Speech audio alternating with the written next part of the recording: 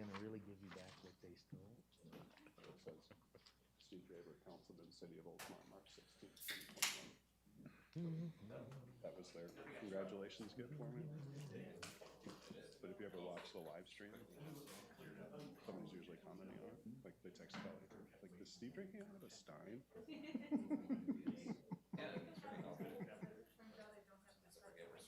But I think my dad had the same one when he was a councilman. Same kind of thing. So if they're ever watching, they see me using it. Pretty neat. It's like clear on the bottom. Yeah, like you can see through the bottom. Siraki's always slumming with paper cups. I needed to show him up. Yeah, that's right. I just grabbed it. I have a cup back there, but I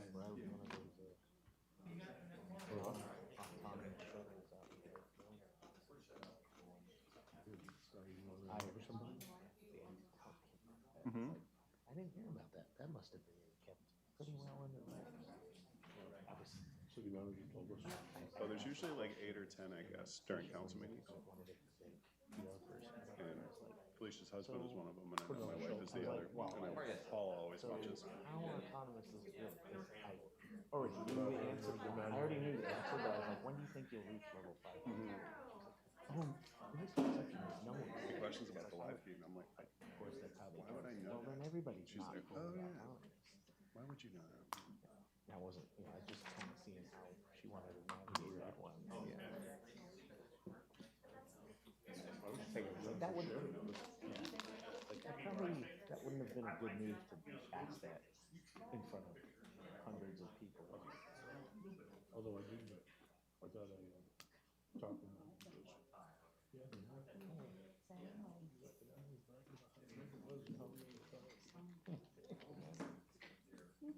I think the driver wasn't paying attention. Just didn't see her.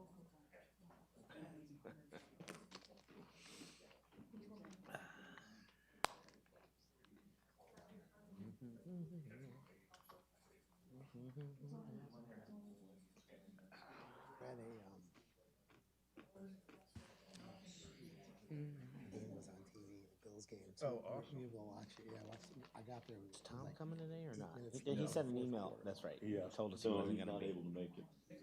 He wants to be. If we want, right. They don't really know anything about what's going on here. Yeah, I recorded it. Right. I was trying to watch it, and I had it on the next day. One of his associates out there did I a was watching presentation. Rob. the Jags for sure. It's Trevor Lawrence. His first snap, he fumbles. He's very good at that. But then he just had this dime. I mean, Marvin Jones Jr. was 40 yards down Yeah. the field, and he just dropped it in the bucket. It was awesome. I think that's why he left. Who they play? The Browns? Browns. Thank you.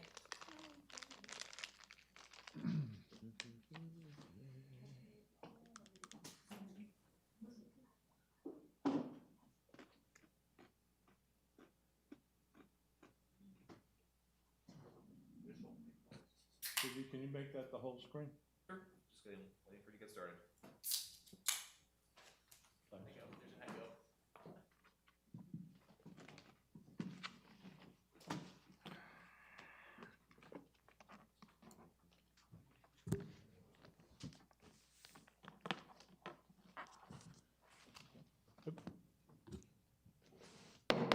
I'd like to call the Oldsmar City Council's operational budget work session to order on this Monday, August 16th, 2021.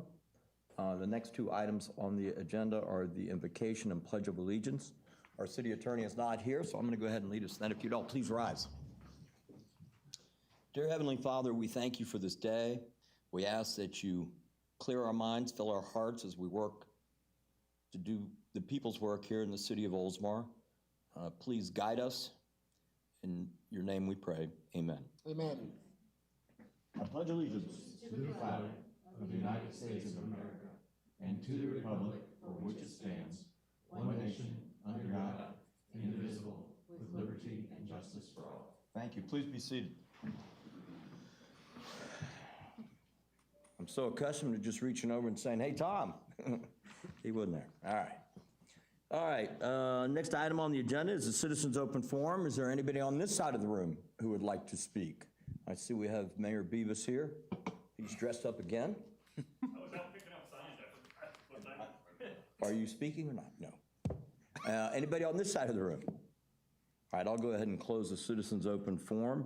Next item on the agenda is the proposed operational budget for fiscal year 2021-2022. And that will be led today by our city manager. This will be his last farewell budget meeting. How many budget meetings have you done? Well, if my career was solely here, it would be one a year, but in my earlier days, there were multiple ones in other cities. Madeira especially had no qualms about 5 or 6 between the time they handed the budget. So I think the total is probably over 40. Wow. All right, sir. Well, let's hope you don't break a summary out of all of them today. So Final one is a goodie. I will turn it over to our city manager, Mr. Thank you, Mayor. Albright. I see that all the council member has the bound document, which we're very proud of. I'm absolutely blown away at the quality of the graphic stuff. Gets better and better every year. I was, for entertainment purposes, going to show you the first one I did as the finance director of Madeira Beach. However, the paper is all yellow because it's a computer continuous feed. I did it in Lotus, and it has no graphics in it, and it was on that blue plastic 11 by 17 plastic material. So I thought I could probably describe it as well as anybody would get out of it if we saw it. But as you can see, very proud of the work the Administrative Services does in putting this thing together because, wow, it just seems to get better every year. So the purpose today is to go through the document, focusing predominantly on the numbers. I did have a few comments I wanted to make in the form of an intro that is on your screen first.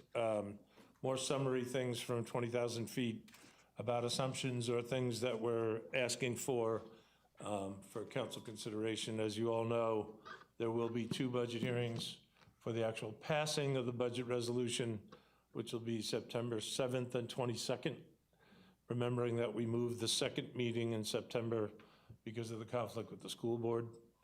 So my overarching themes for this year, you see in the slide in front of you. JDC, move it so I can read them. Thank you. So the places and spaces was a theme that Administrative Services came up with. If you remember last year, when you weren't entertained by me falling off the ledge over there, there was and thanks, Ratliff, I'm glad you saved me. The places and spaces theme was, the document was also chock full of hidden pictures of RE Olds, and I think that's true also this year. Are they all RE Olds? Okay, so we have the same theme throughout the document. Hopefully we'll trip over one or 2 of them, so we can have a little fun with that. Council review of the 21-22 proposed annual budget is what we're here to do. We will briefly discuss a little bit the city manager transition. I have no idea what that's about. And the council decisions on the operating capital item changes. That's meant to just forewarn you, and I did mention it, I believe, to those of you I've met with for the meeting tomorrow, that the operating capital items, the capital items especially in some cases, have already changed in estimated cost from the day we had our capital improvement program meeting to now. Not a good sign, doesn't change any of our proposed projects, but some of them have gotten more expensive, and we'll talk about that. JD, thanks. So in summary, the total of the 2022 budget is $45,709,395. I hate this stat, but it's the way the system cranks out the reports, and it's appropriate because you kind of have, the way we're configured, if you will, is that mostly for capital projects, if a capital project is encumbered at the end of the year, if you close your books and close all the purchase orders, then the next year you have to reopen purchase orders for projects that have been going on that are millions of dollars. Cities do this differently. What we do, and it's part of the budget resolution, you'll see the last paragraph that it says, any open purchase order as of the date we close automatically carries over to the new year and re-encumbers for that amount of money, which operationally allows us to keep operating a lot smoother and quicker than if we had to close them all and then re-encumber the amount. So because of that, the comparative column in original proposed, which is the 45 million, goes against the revised total of the previous year as a normal course of business, because the revised total includes the dollar amount of those projects that have been essentially not re-encumbered, but carried forward. So it's appropriate that we mention it. However, if you were truly comparing original to original, this budget is significantly higher than last year's, but as you'll see in the document, we compare it to the revised reduction because some of that will carry forward and some of that has. So the millage rate remains the same as it has for our proposal, 4.05, has been the same for the past 14 years. In the past 30, the city has operated with a millage rate that has not gone up. It has been higher than this, so in the past 30 years, we've never raised the millage rate. It's always either gone down or stayed the same. That's a record we're very proud of.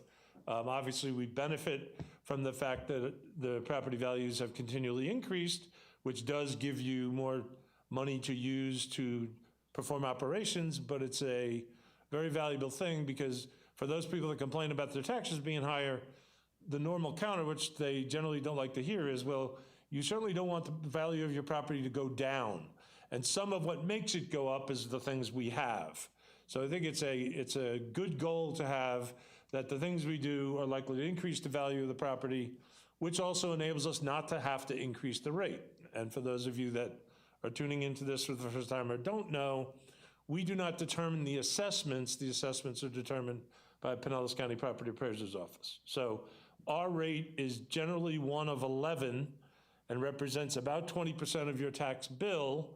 And in the document, you'll see a calculation of what a standard, relevant, or median size house would be, and then the translation of how much tax money of that would come to us. The old argument would be, I realize values are a lot higher than this, but the math is easy. If your taxable value of your home was $100,000, you would pay us $405 a year to do all the cool stuff that we do for that. That's just an example. Obviously, maybe houses more like 200,000 these days, but to keep the math simple. Okay. In terms of raises, which is always popular when they like it among the employees, we have a couple of plans and a couple things we're planning on doing. The first thing I really wanted to say there was I'm proposing a cost of living adjustment of 2% across the board for all employees, regardless of where they are, what pay grade, or where they are in the pay grade. Second thing, which we've done pretty much every year, is a merit increase. That value changes once in a while, depending on what we have to work with in terms of resources. And the merit increase is supposed to be for those at your evaluation, in essence, meaning you have to earn it and you have to be eligible for it. That depends on where you are on your pay grade. Now, third thing we're doing, which is a little creative, is we're calling it, it's our continued commitment towards paying an increased living wage. We've had this conversation for at least 2 years, where society, in terms of the federal government, I don't want to say leading the way, but suggesting and now mandating that all companies get closer to paying a minimum wage of $15 a year. $15, sorry, an hour. $15 a year wouldn't be great.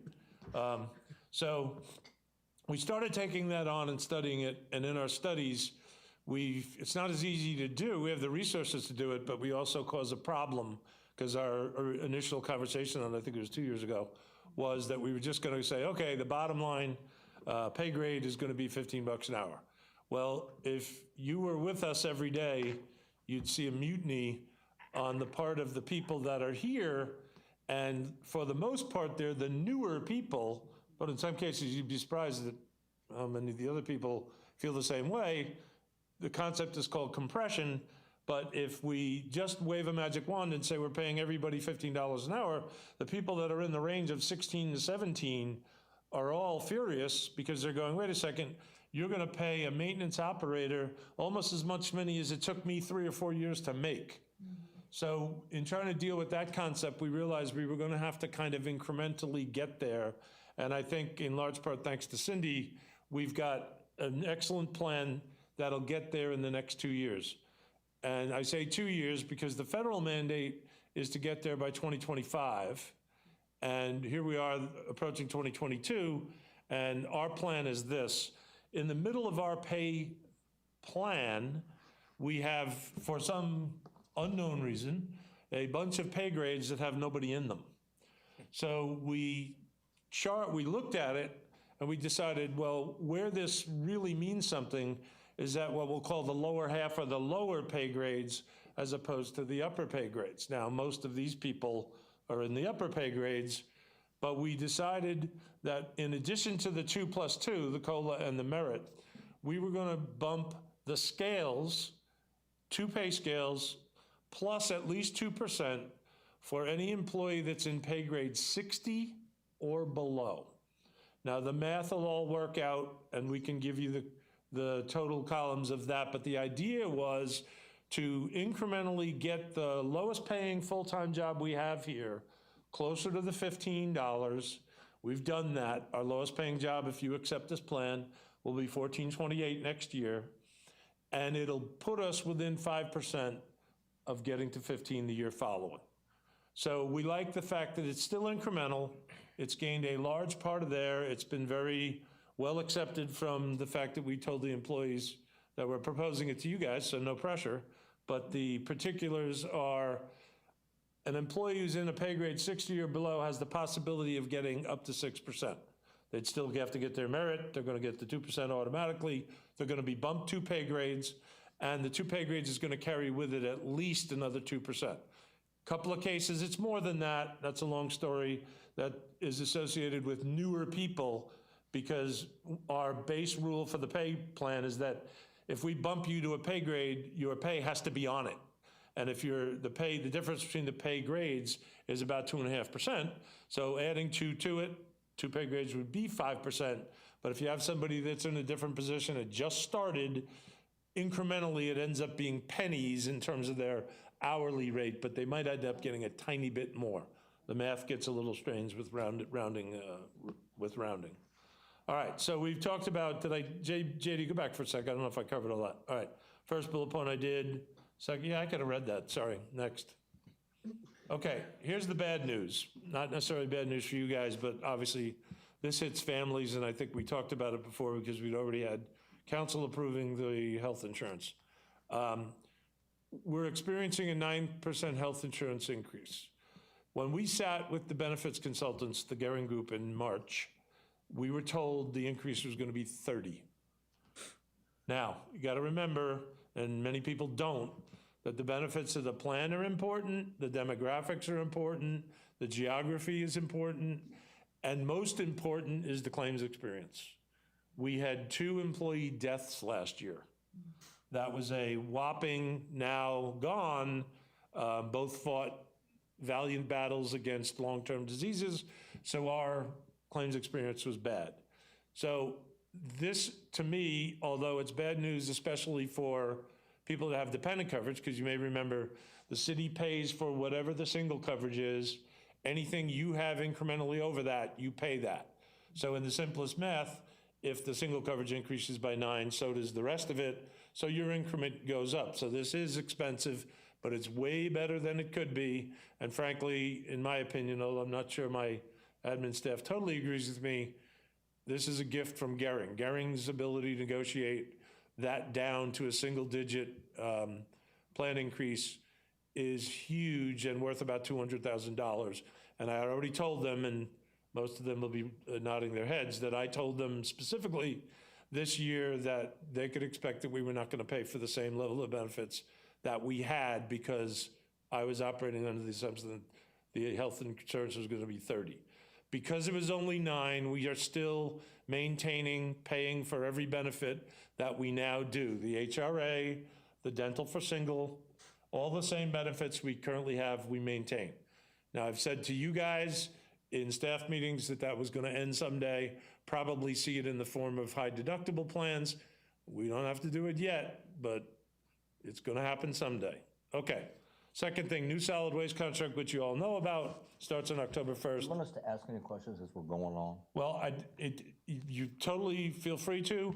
I was hoping this would just kind of set the table and the questions go up in the book, Very good. but whatever you're comfortable No, with. go right ahead. All right, so the new solid waste contract we know to be with Orion Waste Solutions, effective 10/1. That'll be announced in utility bills, even though it's been well broadcast in the council meetings in September. The BMX demolition, if you've driven by there, has been complete. Reconstruction to begin very soon. The anticipated completion for now is February 2022. There have been a couple of little features of this that have been surprises. And one of the things that represents the reason it was so expensive was because of construction cost. But there's a few little things that I'll mention later that are going to make this a little bit more expensive than we originally thought, but they're absolutely necessary, and I'll touch base on those later, sorry. Okay, and the revenue projections reflect the following. New building services agreement, Pinellas County, which we'll touch upon. It's county mandated that they have removed the contract services for inspections and most plan review and pulled it back in-house. There's a bunch of conjecture on why they did that. Control is one feature. There's a state law about building trust funds. That's another feature. Their software is probably the biggest reason. What some of you noticed that you'll see again, however, is that the revenues that we lost, which we're processing with the county hired as a contractual inspector, so to speak, were less than the costs that have been removed, which several of you mentioned as kind of like doesn't that kind of mean we were making money when we did that? So my first thought when I saw that they were going to do this was, that's interesting. Why is that? Well, you have to look at the entire picture to see where we are, but it is true that for whatever reason, making you question why they would do this, they are removing the revenue that we'll lose by going there is less than the expense we're walking away from. Just remember their budget figures, so in reality, they could end up being a lot closer than it looks in the budget. So we'll talk a little bit about that when we get to that page. The wonderful American Rescue Plan Act. In my years of age, I knew better than to jump too highly on this one. The state has certainly not disappointed me. They're still sitting on it. And unfortunately, we're not one of what's called the entitlement cities, like Clearwater, St. Pete, that got the funds directly from the federal government and already have them. We're called the lowly non-NEUs, the non-entitlement units, where you have to have a funding agreement and all kinds of rules. And the state has already asked for and received 2 extensions from the US Treasury so they could sit on the money for longer before they had to dole it out. That's my theory. I'll stand by it. Everybody's looking at me like, you're gonna get in trouble. Well, my philosophy is... I'm retiring. No, Yeah, no. I don't care. So the bottom line is, we're supposed to have already gotten it by June 1st. Didn't get it. The first extension, which was kind of to be expected, was granted, and the Treasury then, because I squawked at the lobbyist and all of our elected officials at the state level and the federal level, by suggesting that maybe the state was doing this on purpose. These are the same people, by the way, sorry, soapbox, the same people that have decided that we should be preempted from running our own programs because the state does it better than we do, have decided that they're not ready to give us the money yet. That was supposed to go until the end of June, so July 1st, I think it was technically July 2nd, was the date when we were supposed to get the money after the first extension expired. Well, all I got out of yelling at the lobbyists and the elected officials was, don't worry about it, they're not gonna get another one. July 2nd comes around, we don't have the money. So I'm back on the phone squawking at all these people. Yeah, I'll get to the bottom of this. July 3rd comes around, no money. July 4th comes around, no money. July 5th comes around, no money, but no extension. So by law, they're violating the law because we didn't have the money and they don't have an extension. Magically, around July 6th, they get a second extension. So I had been telling, this is very important and I'm harping on it for this reason. I told everybody in this room, because these people are the ones that, for the most part, crafted the budget, to assume this was going to be a bare bones year, largely because we were anticipating the reduction in revenue from the pandemic, and because a lot of the capital items were big, big bucks, and this was going to be really, really thin if we were going to avoid a tax increase. Well, along comes the promise of ARPA, so everybody gets to retool their budgets, even though we're restricted in what we can use the money for, and that kind of fear goes away. Well, it's not really gone away yet, although we're being promised again that we'll have the funds shortly. Council may see another funding agreement, is that right? So we've got a funding agreement, which you've already seen one, but I don't know, you need two or something. And the first payment should be, I think, $3,771,695 or thereabouts. And it is incorporated into the document very, very cautiously, because I am assuming that not only will we get it, we will also get another amount of roughly the same amount next year. So you'll see it throughout. Last thing here, no budgeted rate increase for water, sewer, stormwater, or solid waste. I had been threatening everybody that would listen to assume that there was going to be rate increases, certainly for solid waste. So with cautious optimism, because the rates came in so low on the RFP, we've been able to avoid recommending any solid waste increase. I say that carefully because be careful what we wish for. We'll see how it goes. But with stormwater, I would say we avoided a rate increase there because of the ARPA money. We're using the ARPA money for capital projects and stormwater in heavy amounts. Water and sewer are in pretty good shape, but also know, have council approved the PRMG study yet? Yes. So you recently approved the PRMG study, which is, they're our utility rate consultant. More than likely, they'll come back ultra conservative, and at some point, they'll be recommending a future increase. But for this document, there is none. All right, JD, we got one more? No, we're done, all right. All right, so let's go through the document, hopefully quicker than I just did that. Please stop me at any point you have questions. I can't tell you how proud I am. Our first mistake, however, is on page 1, the opening, the inside cover. I hope it's our only mistake, and I apologize to Michelle Kutch. She made me mad one day, and I forgot to put her in the list of directors. So, Michelle, we apologize to you, but the good news is we will be able to fix that before the final document is bound and printed. As you know, we made Michelle a director in the middle of the year. That's not an excuse. There's pictures of 5 people who I don't recognize in the front, but they're all very beautiful. And the rest of the stuff is pretty straightforward. Next page is the table of contents. This is the order by which we'll go through this. Each of these graphic images, which Barb Eric, what's Barb's last name? Schulte, the Administrative Services Admin Assistant, did these. These are actual places. If you follow it to the map behind it, those are pointers, you know, that you see on the internet that point to where it is on the map if you hadn't already noticed that. So they're kind of cool. All right. The next multiple pages are what's known as the budget message. And each year we have to do this. Not going to spend much time on it, but I'm going to touch a couple of things. It's a great thing for you guys to read because it really does a pretty good job of kind of summarizing the whole thing with enough specifics to be useful. The only things I want to touch on here, because we will talk specifically about each fund and for the most cases each cost center, is, okay, the bar graph on the first page, which is technically page 7, is valuable because it tells you in the expenditure sense how much each fund represents of the total, kind of the pizza pie thing.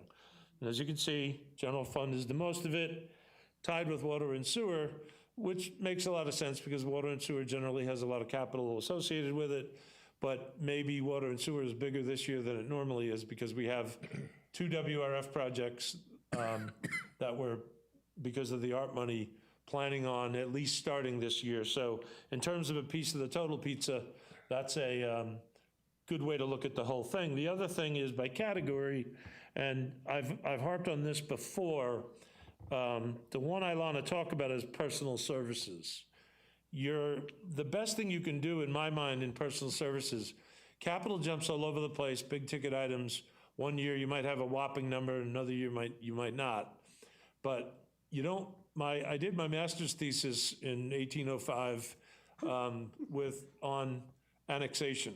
And you don't, as a general rule, it's a financial weakness to have to rely on property taxes to balance your budget. So with this number being property taxes or personal services at 28%, that's excellent because it tells you that you're pretty well balanced. The one obvious exception of that is the guy sitting in the corner over there, and that's why he's sitting in the corner. The fire department is almost totally driven by personnel costs. This is a balance of the whole city, so no problem, big fella, we made up for you, we got it over here. Not his fault. They're also the tightest operating because they don't have a boatload of money to deal with because salaries are big, pensions are big, and that kind of stuff. But this is a good number. 28% for personal services means the cost of all of our salaries and benefits is only 28% of our whole budget. That's a pretty good sign of balance to me. So I wanted to talk about that briefly.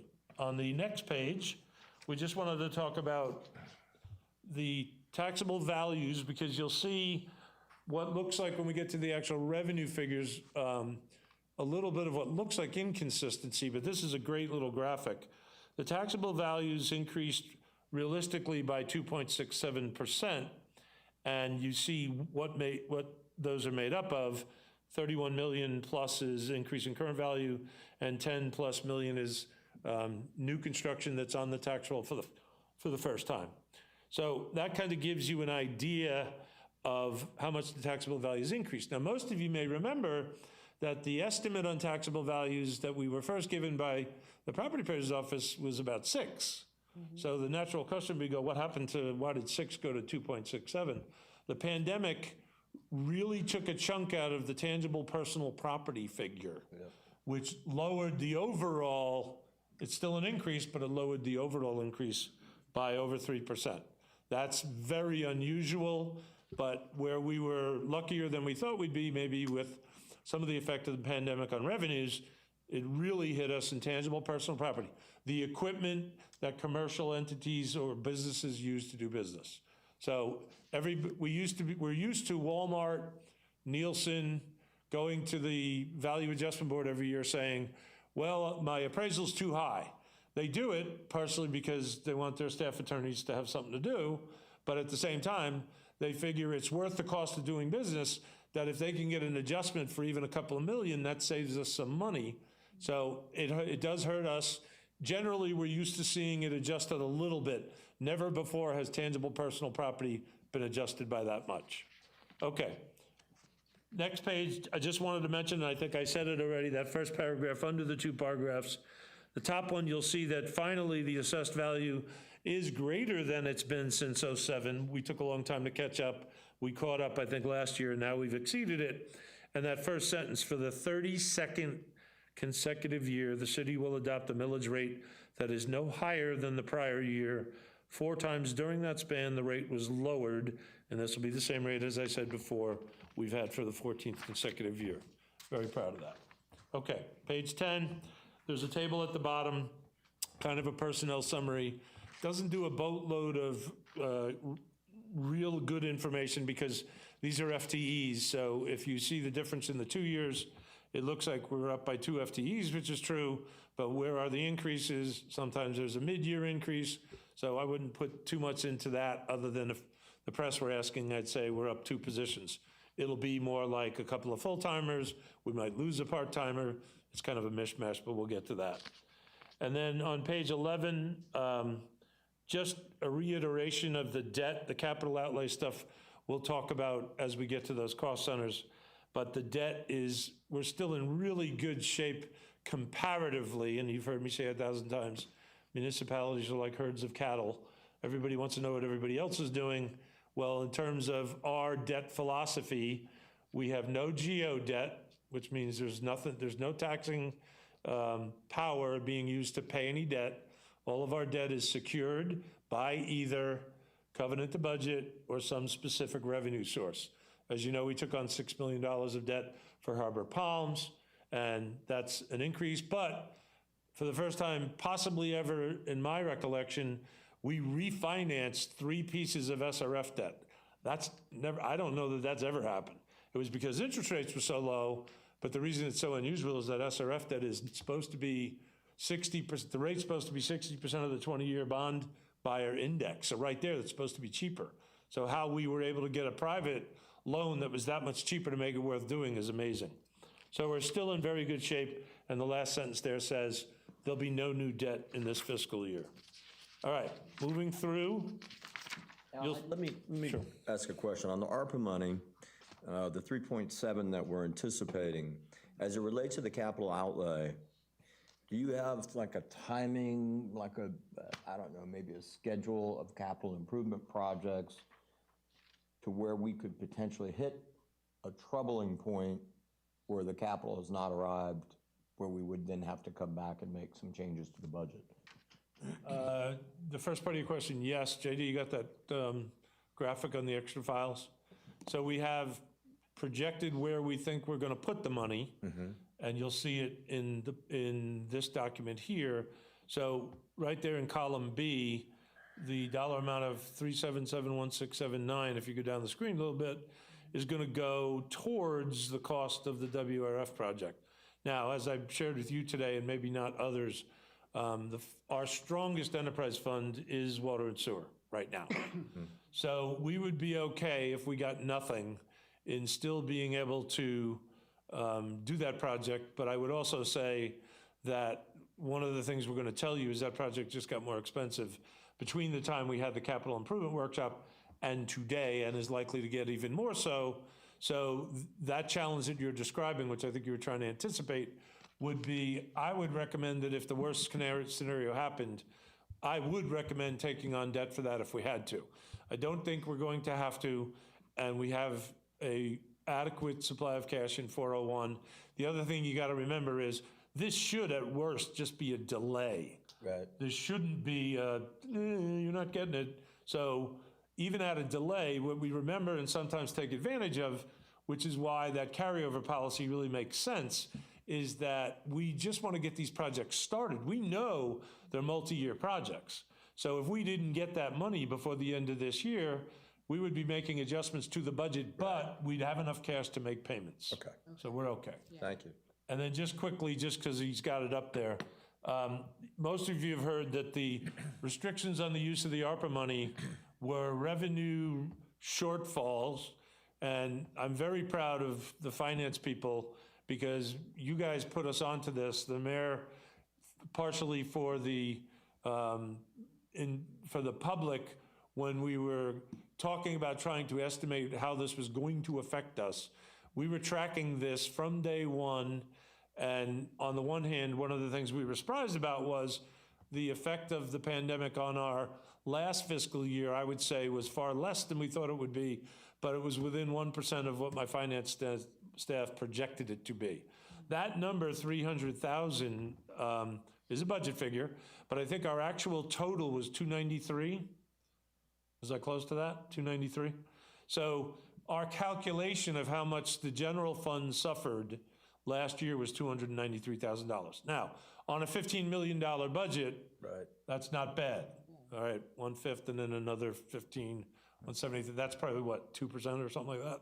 So we fared much better. Now, back to ARPA, we're only allowed to use those funds for revenue shortfall, which we are planning on it, and any kind of enterprise is a little loose for a term, any kind of infrastructure, specifically emphasizing water, sewer, stormwater we had to ask, but we got the okay, which was very important, and enterprise infrastructure, which is absolutely what we're planning on doing with the money.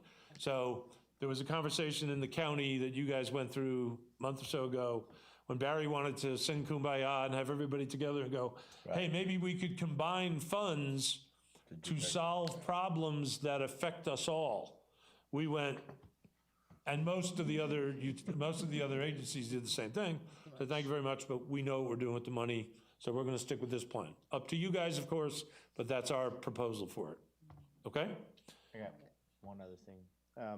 Al, you mentioned that you've now on the second extension that came in somewhere around July 6th. How far does that give the state to either be looking for another extension or finally cut a check? August 30th? Yeah, they're September 1st. basically out of time. They're working on getting the money out. We actually just got the funding agreement today, so we were very excited about that. So hopefully it'll be soon. You're saying So there's a chance. the answer to the question is, I think it's supposed to be the end of September. Now, me personally, I don't buy anything anybody's saying because they didn't give us the money 5 days after they didn't have an extent. That's illegal. That's supposed to be something, and there's supposed to be something that can be done. We were talking, the managers were talking about it to try and recommend something to you to send to the federal government about money that the federal government shares with the state. That's how mad we were. Magically, they came up with one more extension. I'm fairly certain we're gonna get it this month or next month. It's just really puckering time because on the one hand, especially if we were gonna do those big projects, we were looking at a tax increase. I didn't want a tax increase. We got a nice little run going. So the promise turned around the way we approached the budget and was kind of puckering a little bit because here we are, we don't have the money yet. Said, I'll believe it when it's in the bank. But we changed our premise for how we approach the budget because of that. Katie? Thank you. Two just really quick questions. Was the merit increase for personal services, was the merit increase previously 3%? In years, it's been 4, in years, it's been 5. Okay. Traditionally, it's been 3. That's So what I without breaking the bank, we haven't had a COLA all the time. I reinstated the COLA last year, 2 years Yeah, it ago? was 2 years 2 years ago. So it's a combined 4. The 2 on the adjustment we're making was meant to try and help the people that didn't make as much money. And what was the intern program previously funded at? 25 grand, I think I only cut it to 5. 20, Okay, but we get very good use out of that. Yeah. That's another good one. Okay. thank you. I'm on page 17 real quick, just to show off. That's the copy of the Gfoa Award that I think we're gonna recognize next meeting or so for staff for the 8th straight year. That was all Cindy's initiative. I wasn't bright enough to figure out how to do it when I did budgets by myself because I was using Lotus. So she got us on that run. And this is a big deal. I mean, it doesn't mean that nobody else does great budgets, but I can tell you, and I won't name names, but I can tell you of a city that we absolutely have great respect for that lost it. Once you get it, you don't want to lose it. And there are people in the industry that review these things ad nauseum. I mean, it's a process and you got to follow it. You'll see something that we did to improve this budget. That was a comment that was made on the last one that we got reviewed. It was good enough to win the award, but it wasn't without some criticism. Was it the performance measures? I'm not telling, but we'll get to that. We'll get to that. Okay, Onward. so we're moving Let along. me just add, have any of you ever gone online to some of our neighbors, and I'm not gonna name any of them, and gone to look for their budgets, so you wanna compare certain things? We did that for emo too. Very interesting. Yeah, it was interesting. Yes. So, great job, great job. Okay, so we have a couple of pictures on pages 17 or 18 and 19. And Sim- Ari Olds? I'm sorry? Ari Olds is on 19. He's up at the podium. Yep, there's your first, what do you call it? Theme and egg, or what is it? Easter egg. Easter egg, okay. That's the easiest one, I'm told, because I even found that one. All right, on page 19, just a comment. Obviously, you know, it's our job to execute council priorities, which you guys set. Of all the years, and even when Mayor Beavis was the mayor, we started changing our philosophy from not necessarily that we weren't growing, but that we really needed to focus on maintenance of what we had. So this might be the easiest, simplest, straightforward list of council priorities we've ever had because we're focusing on the unsexy. Roads, you know, the BMX track, WRF. I mean, everything we're doing now is big bucks, very straightforward, maintenance oriented, and that's why that list looks probably less creative than it has in some years. I would agree 100%. I think the council's done a good job of staying very focused. Because I can tell you, you know, you've been up here for a while, you'll go from council to council, and everybody's got their little sticky pads, and we're going down these different paths, and I think that's a lot of the leadership that comes from the city manager's role as well, in terms of keeping us kind of honed in so that we get things done. Although we'll probably never be at another budget workshop where we hear the word puckering so much, but. Yeah, that's true. I've got a few more for you. So, moving on unceremoniously, at least I haven't fallen down Page yet. 20? There's a photo on Yes, 20. page 20, and I did not intentionally mean to wear the same shirt, but there's a picture of a fat guy with man boobs. I'll bet you never heard that in a budget workshop either. We are It's on a roll. So let's move right through that one. I apologize for encouraging him. I'm sorry. All right, so we see some great graphics and pictures of Firehouse, where our tribute to 9/11, and then the city of Oldsmar, kind of a historical perspective, which is good information. And then the community profile on page 26. This is really good information to use as a reference. You hear the questions a lot about the capacity of the sewer plant, capacity or how much we produce or consume with the water plant. It's all right here. It's an average. We've also heard comments made about our parks. There you can see we have 11 of them, and they're all very expensive, and the playground equipment, just so that Chip stays awake, is really expensive, because every time he hits me with one, it's 50 grand. And then the economics, probably no surprises there, although you might see that change in the next couple of years if the results of the pandemic don't drastically alter the way businesses do business. You know, one of our biggest fears in terms of the tax roll was not just TPP, but was the thought of, for example, what if Nielsen doesn't ever go back? Now, if they no longer need that building, now that building's value hopefully is valuable to somebody else that wants to be there.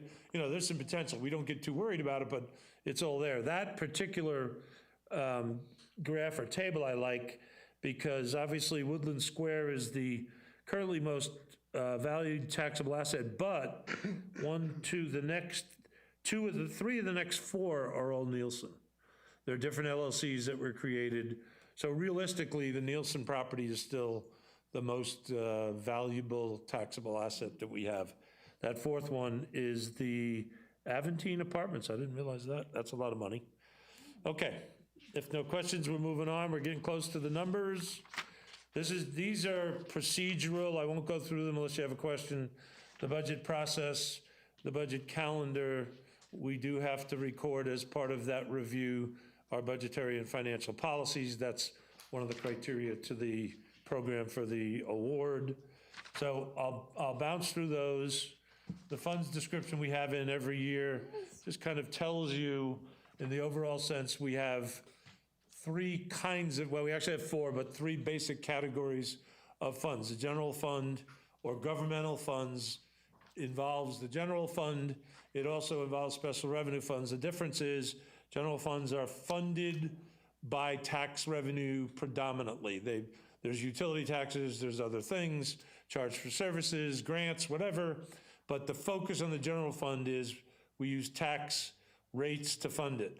The special revenue funds are generally restricted in what you can buy because that's where money comes in and you just have to be limited in what you can spend it on.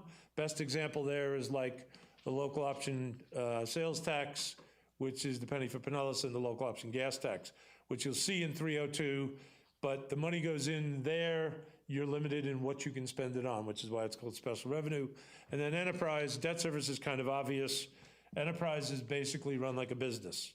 You have a fund, water, sewer, stormwater, solid waste, run like a business, funded by user rates. Okay. Page 37 is a citywide org chart.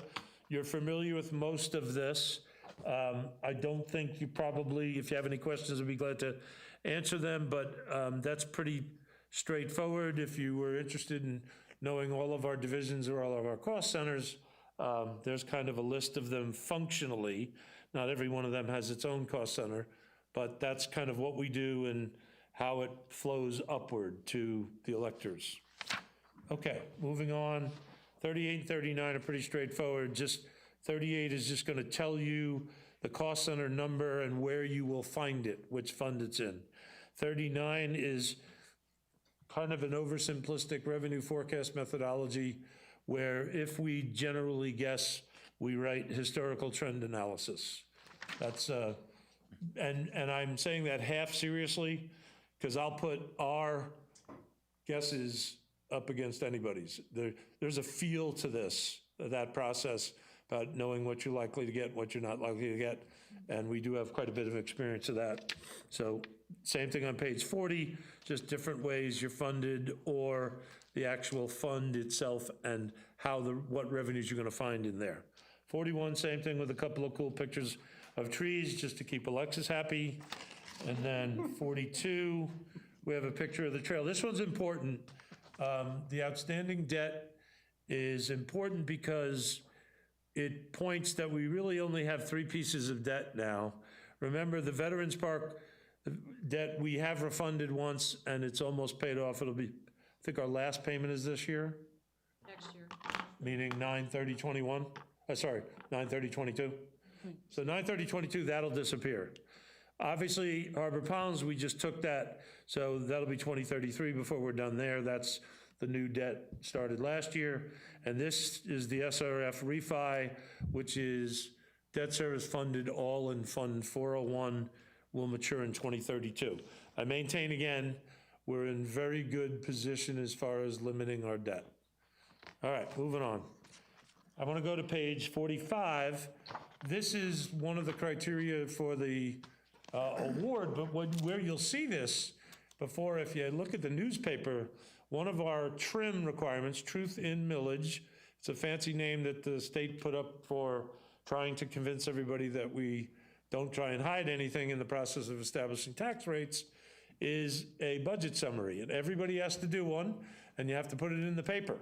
This is the ad that you'll see in the paper. Now, the only thing that could happen, council changes any of the numbers, by the time we do it, which will be between the first and second hearing, the numbers would change. We'd have the final numbers in the hearing that actually goes in the newspaper if you change anything.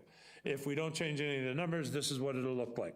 Just kind of a one-pager, tells you all the estimated revenues, sources, expenditures, all the kinds of funds. The whole thing balances nicely. Okay, now we're getting into the meat. Page 46.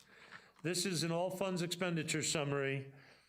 Means it's straightforward, literally means the total of what we spend or are planning to spend by fund, with a little comparative information that I'm sure is going to lead to a few questions, with the percentage increase or decrease. And you can see it can be all over the map, but you'll also see, based on what we talked about in the budget message, that if I compare that figure to this year's revised budget, it's actually less. And we said it was 8.4% less. I said I don't really care for that methodology. In terms of original to original, it's about 8 million more. Remember, the combination of the money we're supposed to get this year and next year for ARPA is about 7.5. So you could pretty much say that it's flat or it's increased by the amount of the ARPA money. So if anybody had any questions about these, I can get into the detail when we get there. Obviously, you'd look at Parkland Dedication and see a whopping increase. Generally, we'll make a comment that Parkland Dedication, especially in the small funds, there's very little concrete information to go by. You can do building permits and expectation of major projects or whatever. So a lot of times it's either driven by what we have to do or driven by a project, because cash is very, very important. You've heard me say cash is king. So part of the budget sometimes is taking cash that you have on hand and appropriating it towards the next year as a budget balancer. So depending on which fund it is, in this particular case, Parkland Dedication Fund, we don't generally have a whole lot of activity there, but that's why that particular one, and we'll get into the why when we see it, is 267% planned increase on what we had budgeted for this year. Just sometimes with construction, it ebbs and flows. So really all I would ask you to focus on this, that first column is telltale because that's actual. So that kind of tells you, well, we spent in what would have been last fiscal year, 27 million too.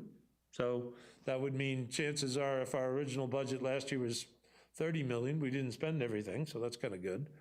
But that's a very good one-pager for the expenditure side on everything we have, all funds. 47, same thing, all funds, but it's based on category. This kind of goes back to that balance comment I made before. Personal services represents about 28% of our total, operating 23. Capital is a little heavy this year because of the ARPA money going towards capital projects, but that's good balance. That's decent balance. We're not spending too much money on personnel, which leaves us some money to do operating things. And capital, we just make sure the funds are available before we commit to them. You'll see also that just because I tend to be not Mr. Fun at budget time, that column that says departmental request is quite a bit higher than what I approved. So you guys get the final say on that, but it tells you that we're not rubber stamping things when we have our budget meetings, okay? Page 48, again, relates to all funds, but focuses on revenue by category, where you get to see some of the specifics. Like I mentioned on the table in the budget message that said the levy, meaning the basis for property taxes, was only going up 2.67, but you see here the projected increase for ad valorem taxes, which includes delinquent as a category, is a little higher than that. That's why that number's not identical. In some cases it would be, but this involves more than just the levy. This is our tax rate times the levy that yields the revenue. All right, you'll see on building permits, so you see your subtotal by category, subtotal taxes, subtotal on firm permits is where you'll first see that first line, a $270,000 reduction in revenue. That's directly related to the money that we did make that when Pinellas County did contractually our inspections and some plan review. So that's removed because Pinellas County's now going to get that. The next column where it says subtotal, sorry, next, what's that, row? Intergovernmental revenue is where you'll see the first of the projected ARPA money, that 21-22 recommended at 3.7, is us putting the anticipated ARPA money in the next year's budget. That is actually next year's ARPA money. All right, I'll show you where the rest of it is if I didn't already blow by it. All right, next category, charge for services. I just want to say this. Here's an interesting one. In charge for services, I would say the pandemic had the greatest effect on us in charge for services. In leisure services, negative. Here's a surprise, maybe, in utilities, positive. Everybody stayed home. People used more water. People used more utilities. So where we were kind of anticipating across the board a reduction in some of the revenues, in some cases it didn't materialize, but we didn't anticipate why. So in this particular case, obviously recreation programming took a hit, and that's something that, was real because we couldn't have some of the programs. And we did a pretty good job of having quite a few of them. Chip did a great job of altering them so that we could have something, the drive-through Halloween, the drive-through Christmas. I mean, we're becoming better and better known for that. Now, those aren't as much money makers because it's harder to charge people money to drive through RV Olds Park, but it did a great job of keeping it going. All right, so the rest of the categories tend to be less significant, but we have miscellaneous, we have fines and forfeitures. The transfers we'll get to. The transfers are literally either money that we're transferring from one fund to another for debt service or between funds for a particular purpose. And we'll get to the purpose when we get to the fund. Debt proceeds, as you'll see, 21-22, no new anticipated debt. And then the appropriated reserve, I mentioned that before, that's basically cash that we anticipate being used in the next year. The federal government has a real problem with this. Federal government tends to budget in multiple years at the same time. So when you sit down, this is hard enough. Let's say this was our first year of existence. So we just started a company and we have to do this budget for the next year. Well, at the time we sit down to do the budget, we don't know how much money extra we're gonna have at the end of the year. So we don't know that we can commit any of it to the following year. Now, obviously, we've been around for a while, so we don't have that problem. But can you imagine in the federal government where they're trying to budget 2 years at a time for things that are gaps or things that they have to use, in effect, cash for? That's some serious guesswork. So I'm confident that what we do is appropriate and conservative, but it does involve sometimes, which we do every year, taking money that we know we have and committing it to the next year. It functions as a budget balancer is the best way to say it. All right, moving on. Page 51. All right, this is focusing specifically on the general fund. The best news here, or the best information here, would be what it tells you about each of the divisions in the fund. The ones that obviously would jump out at you would be the city manager's department, where you see a whopping increase. That in large part is the extra position for my new position. So that's why that division has gone up so much. You'll also see planning and redevelopment gone way, way down. Now, obviously, apparently we should be paying Tatiana more, but a lot of that is the effect of having $360,000 removed on the expense side, which you haven't seen specifically, to Pinellas County, because that's money that we had to pay them to do the inspections that we no longer have to. So that particular division went way down. You'll also see in 1, 2, 3 cases, specifically streets, library, and recreation, and this is a political statement, but not for us, but I just wanted you to know this. In some places, and it's generally aimed at law enforcement or public services more often than not, we crossed the $1 million threshold. And what I mean by that is politically, and I remember a year back early in my career, where the point at which we crossed $1 million in the police department set kind of the council on fire, thinking, how can we, this tiny little city, pay $1 million for this? In that particular case, it was another city. We went to the sheriff, which was a great move, and they still have the sheriff. But just so you see, there's a threshold here.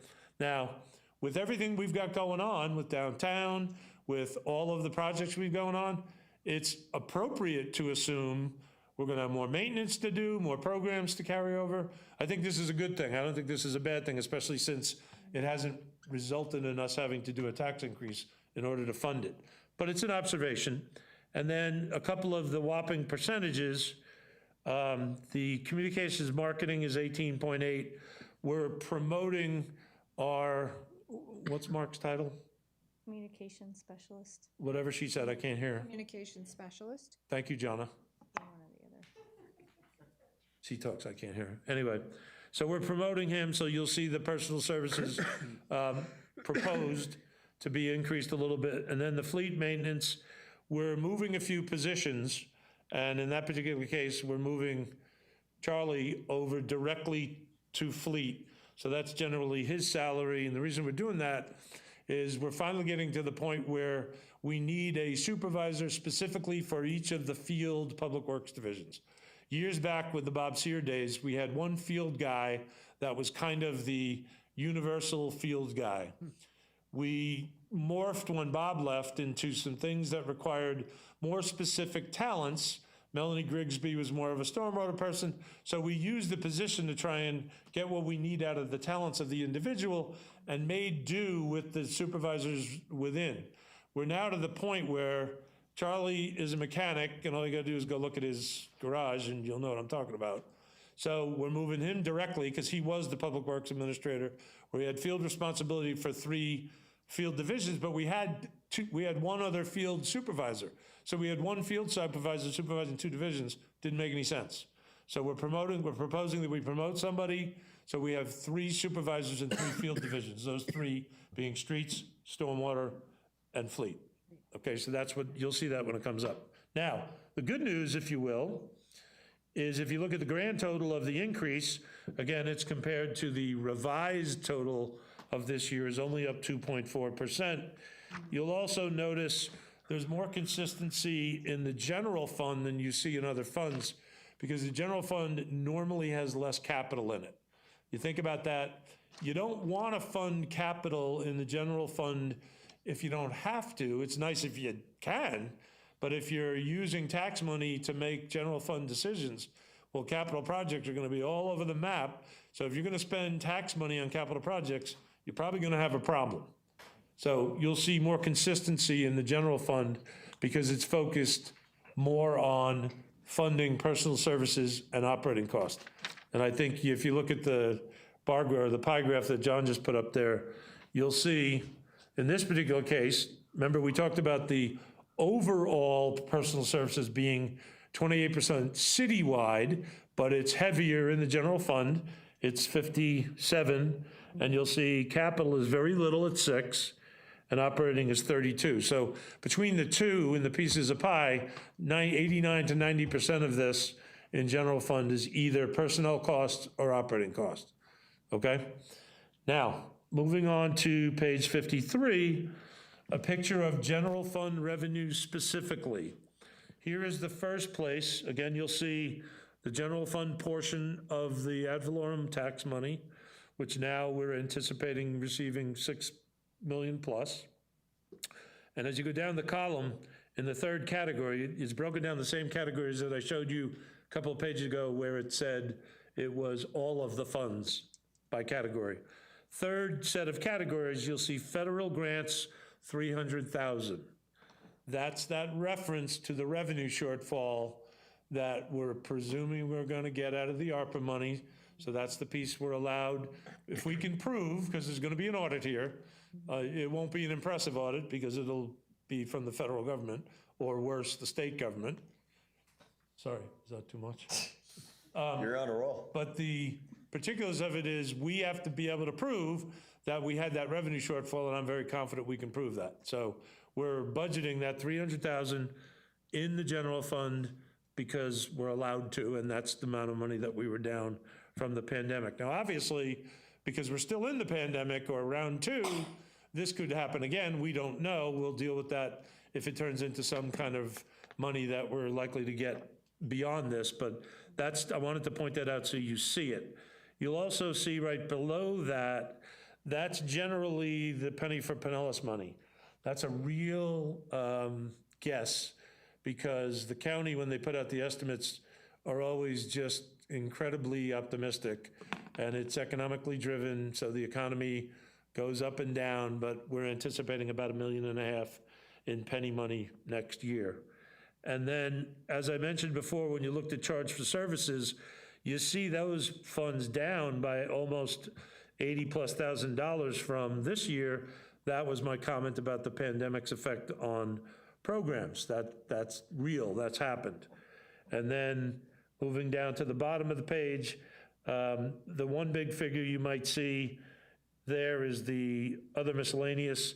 That involves some things that generally aren't a lot of money, and then it involves something we call administrative cost allocations. Those are funds we charge the enterprise funds so that the general fund gets reimbursed for services they provide to other funds. In some other budgets, some other cities, you might see something called an internal service fund. It's a variable percentage. We used 7% this year. It's an academic thing. You ask 10 different cities, they all do it different ways. But we try and measure what it is we're providing to those funds, quantify it, charge them as an expense. So you'll see the expense in the enterprise funds and record it as a revenue in the general fund. All right, and you'll see that that total is just 2.4% higher than this year's revised. Okay, page 54, you'll see a nice picture of, that's Katie's son, and is that Tanya's daughter? Mm-hmm. Yes. So both admin services people and the kids. And now we're getting into the council. So as Councilmember Gannon has already spoiled it for everybody by mentioning that the new part of this, in order to get the award, is performance measures. That was a critique of the reviewers of our past budget. Not enough not to get the award, but a comment made. Now, let me tell you something about that. Again, years ago, these are really difficult to do because they're difficult to do accurately, and they take great amount of resources to quantify some of the things we do. So I'm we're committed to this attempt, but I can also tell you, I know somebody because she was one of my mentors 100 years ago when I was in my master's program. It's also one of the toughest things to maintain funding for. If you're in a difficult funding situation, first thing that usually gets lopped is whoever's in charge of performance measures.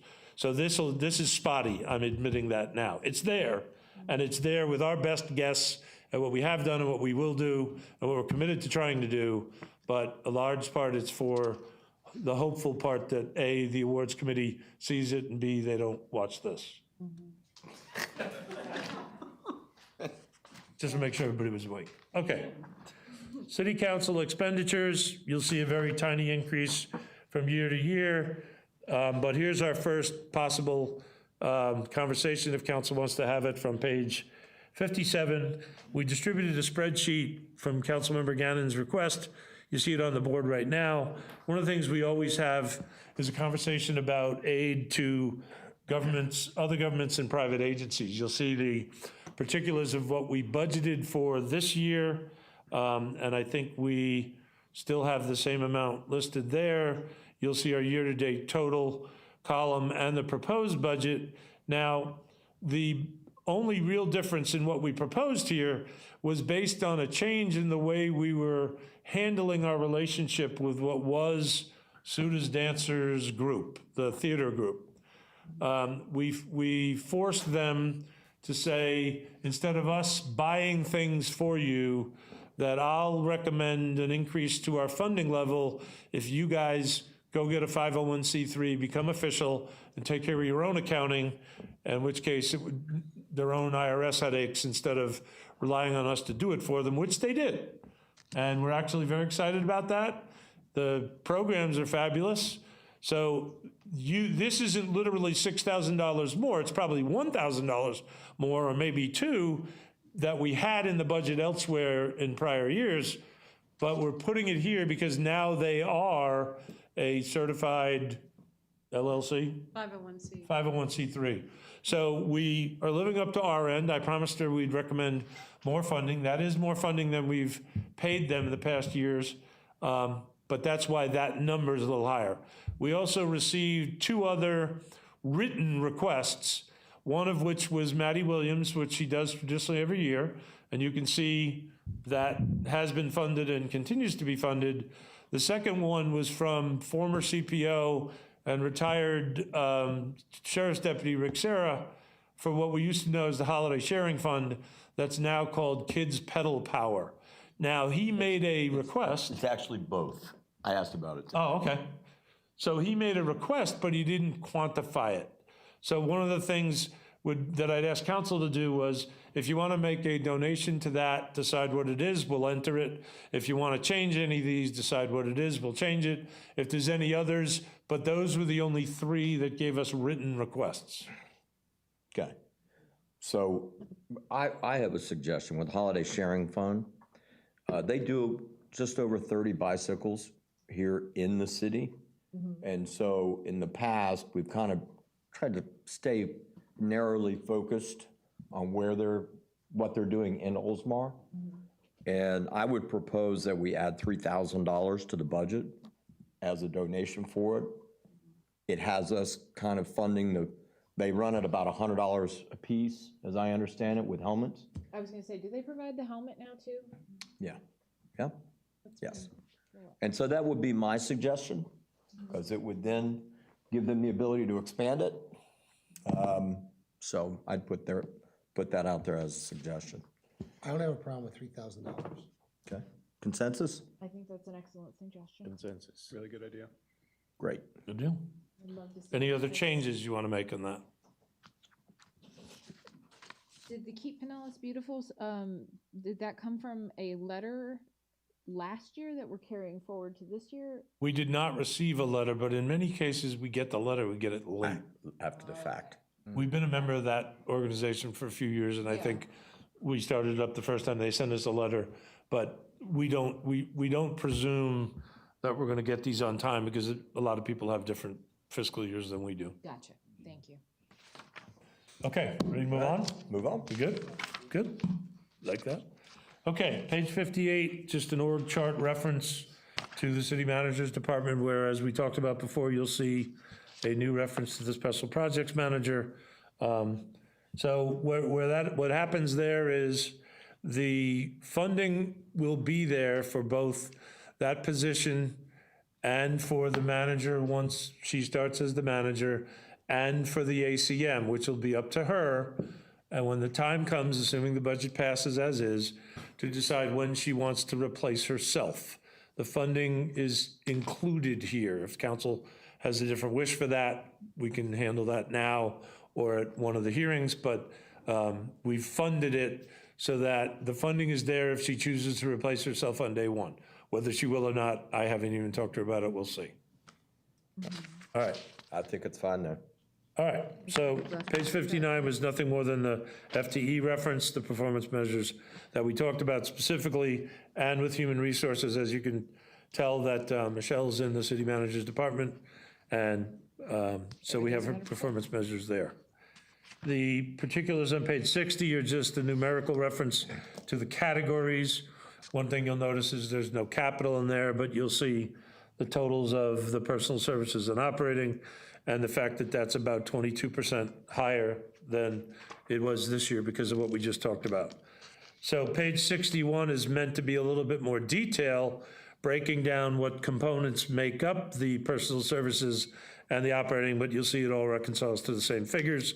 So unless somebody has a question on that, we'll move on. It's funny how the department request and what gets approved in this department always seems to be the same. It's very matching, very matching. Except for other contractual services at $500. Right. You know. Or travel too. Little hair. Well, you see, no, got enough trouble today already. Okay, city clerk department. Okay, pretty straightforward there. No changes to the personnel. And you'll see on page 63, same thing with the FTEs, same thing with performance measures. You know, sometimes when you look at these, it's kind of cool in that sometimes we underappreciate ourselves how much gets done. And so I like the fact that we're attempting to quantify it. I just say it's tough to do, tougher in some cases than in others, but a lot of stuff goes on around here. Who knew? Guess I should have. Okay, page 64, city clerk expenditures, again by category. You'll see a very tiny increase. The only increase that you'll see a little bit more detail on is other contractual on page 65. That's in large part for Muni Code. JD, is that meant to be, we're gonna have to do that again? All right, so one of those things I was telling you about that what we need to do with Muni Code is gonna cost a little bit more, so that number's gonna go up by another $5,000, but that's so that we can get a project done that we approved when Ann submitted it, that we've since found out it's gonna cost a little bit more money. All right, moving on. 67, the legal, so Tom's not here to defend himself, so we can cut this all over the place. I thought you showed it going down by 10%. At least. In the very beginning. So what the components of this are, pages 68 and 69. It's Tom's retainer, and it's also other work contractually that's not part of the retainer. It's also our labor attorney that we have on retainer for an occasional HR issue. And is the lobbyist in there? Is that Yes. part of the lobbyist? Yes. So I'm recommending More, we maintain the lobbyist. Now, I know it's a tough environment to do, but trust, I've never been a fan of lobbyists ever, and I love these guys. Like, you call them, you don't get their office, you don't get, their buddies, you get them. And again, I think this isn't the first time I've said this. One of the places where they do the greatest work for us is they have some real juice with state agencies, which, if you haven't already sensed the sarcasm, is one of my least favorite places. If I have a problem with a state agency, I don't call the agency, I call the lobbyist. They require the guys that they have, which are generally high-ranking officials, to sit down. They go through things, and I get excellent results out of that. So it's $60,000 for the year. Cindy has a little fun in reconciling those little extra pieces where they charge us for a pro rata piece of their extra expenses, but it's de minimis. Huh? Good one? I agree. All right. So I'd say it's well worth it, and I'd recommend we keep it.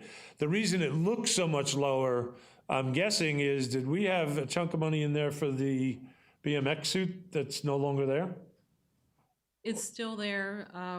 It's all going through Tom's office now, and it's kind of, Well, I knew that part on the reason it is. I meant the fact that the 252 is now 225. The piece that can fluctuate heavily is obviously not the retainer, because that's the same per month. It's the other stuff. Is that why it's different? yes. All right, I thought maybe, well, we were paying heavily for the specialty attorney on the BMX suit. He retired last year. I threw it over to Tom's office because I felt more comfortable with them, not because they were cheaper, but because they were very familiar with the case. And I thought maybe that was translating, but apparently maybe not as much as I thought it was. All right. Al, is that the reason for the difference between the 219 professional services and 225, that $6,000? That was probably the labor, no, that was probably my people reminding me that I forgot to put the labor attorney in there. Okay, like anticipating. So I put it back in there. Then normally I would make them hide that by putting the same number in, so I wouldn't look bad, but I'm getting old. Okay. All right. So planning and redevelopment. So on page 71, as you'll see, what we've had to do is strategically try and decide how we were going to react to what the county did. And also remember, as I printed in my update last week, that the transition officially starts September 1st. To be totally honest with you, and I hope Tatiana's going to nod her head on this when I put my glasses back on, we still don't know all of how it's going to change. We know the money's going to change, but things like how do we, one of the things I'm a little annoyed at among the many is the county is presuming that any plans for existing permits that are already there, we're going to magically courier and drive them up there so they have them.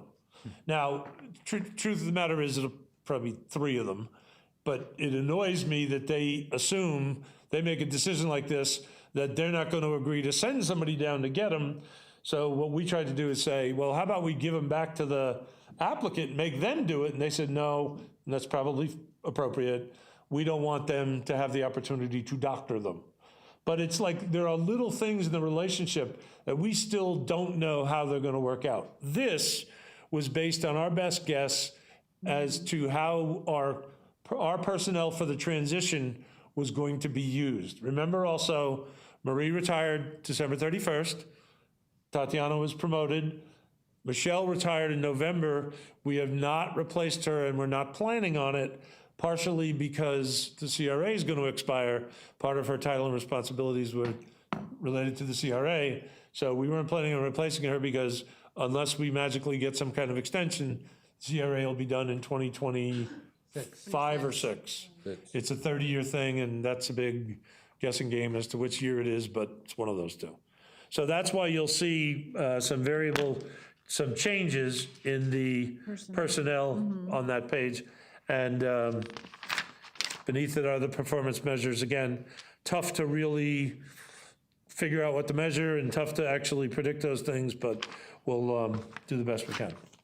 Okay, page 72, kind of a rehash of what we already talked about, seeing the drastic reduction in those figures between the city-approved column and this year's budget. We talked about all of those positions.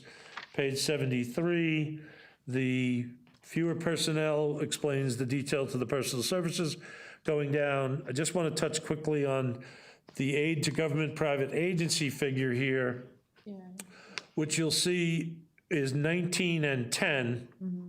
The 19 is our estimate on the QTI program of $4,000 and the business assistance program for the chamber remaining at 15. And then the 10 for commercial grants, I reduced it to 10 only because traditionally we haven't spent more than 10. If council's pleasure was to increase that, we can do that. But 10 I thought was all it's for commercial beautification incentive. What's the name of it? Is that right? Paint and fix up program. Thank you. Oh, the paint up, fix Yeah, up. in the Okay. commercial Yeah. sector. Now, if we got inundated with requests, I'd come back to you in the budget revision and ask to put more in there. Yeah. So I don't think it's a major deal, but I was trying to be as lean as we could under the circumstances. Is it paint and fix up, or is it lease and build out? Do you know what I mean by that? Tatiana, is it either? It's both. Both, Yeah, okay. it's either. We've had some people do it or request it for the build out, but it's always a little dangerous when we're the grantor, because it's a whole nother different set of rules we gotta follow, so you guys have fun with it, but Well, if we haven't gone past 10,000, then there's probably not a reason yeah. to That's- increase it more than that, if there is. That's why we Revise it. proposed it at that. Okay. So that's planning redevelopment. Moving on. Have I missed any Easter eggs? Oh, well, you guys can stop us if we miss one, because the only one I knew about was the one I could see on the dais, but jump up and down or something, or What's that? there. He pointed it out as we passed it, if you looked up. I was gonna point out the one at Ariel's Park, but I figured it's pretty obvious. His head's giant on that page. Probably not an Easter egg. There's a good one, there's a good Okay. We're on page 75, law enforcement. Obviously, the service program is pretty straightforward. Page 76, it details the particulars of their operating expenses by contract. Council already approved their contract for next year, which was an increase of 3.13%. I still say this is the best bargain in town with everything they have, and I know we've shared some stories and some opinions on that they just do a fabulous job. We also included in the overall budget, the insurance is a prorate that we calculate based on the overall insurance bill, because we have errors and omissions. They have their own insurance, but we have some situation where there's some exposure, so we charge them for a piece of it. And we charge, I think we put 5,000 in there for special events for extra law enforcement at our events. All right, moving on. Fire rescue. All right, you'll see the personnel table, pretty straightforward. Personal performance measures on page 79, and the picture of the engine. And then page 80. Again, you'll see the capital is very limited in dollar amount. Remember, we have a whole fund, public safety fund, where we tend to buy capital equipment, the big ticket items in the fire department. That's why you don't see it here. Also, and Jason is straddled with this. This is not his fault, but he's got to be super tight on operating funds, because this is the department, this is the division that is funded with tax money. And because he's so top-heavy, is the way we call it, on personnel costs, that he's got to really be tight on his operating just to try and keep control of it. So we buy the tiny capital items, which you see we've got a couple there, and we're in the third year, or this 21-22 will be the third year of the existing contract with the firefighters. Just FYI for them, they will get 3%, and then they will also get the COLA. So we'll start negotiating next year for the next contract, which won't start till October 1st of 2022. All right, page 82, technical services. We're taking a chance here. We're not even sure we can find one of these, but after great conversations, we lost a position. We lost an engineering technician person, and Nan, Daniel, and Finance and Felicia and I are talking about what needs are. And the best way to explain this is, what we came up with is we're going to try and get a junior Daniel. Not that big, but we're going to try and get somebody that can do a lot of those things that would enable us to take that off of Daniel's plate. It's a really intricate position that requires a lot of different skills. Michelle's in the process of writing it up. You'll see it there as an engineer one. We'll bring it back to you at some point for, when we finalize the budget resolution. But for now, we're presenting it as such because we're trying to come up with somebody that better suits what they actually need to do every day. As I hope you guys can imagine, the work that goes on between what seems like everybody driving in the basket of how every flooding problem and every water problem and every construction problem is ours to fix, The Technical Services Division with 2 inspectors, Tim and Brian, and Nan and Daniel have just an unlimited list of things they got to keep up with. So we definitely need the body. We're trying to morph it into a position that does some good, but that's a proposal at this point. We hope council agrees and approves it.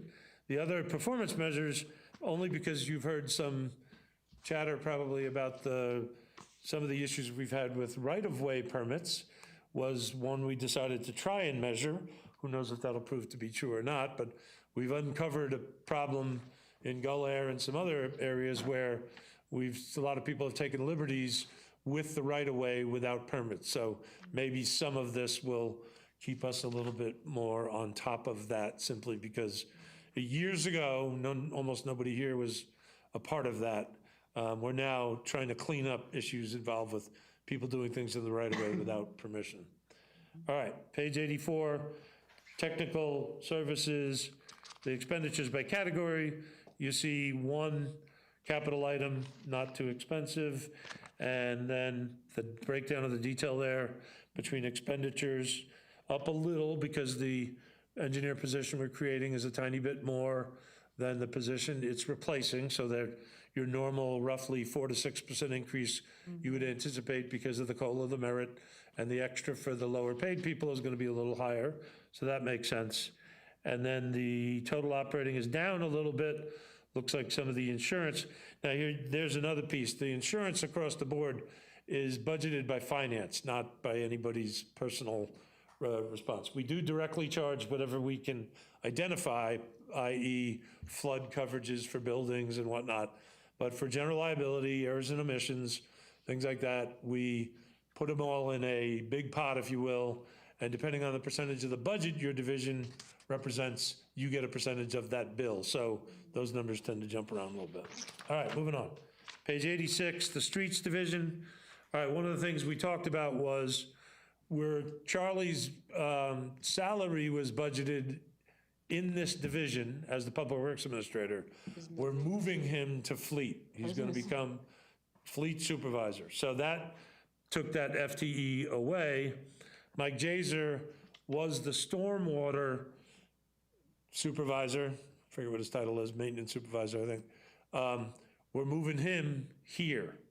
The plan right now is, unless somebody tells me something differently, Mike Nemes is going to become the stormwater supervisor. So you'll see that over there.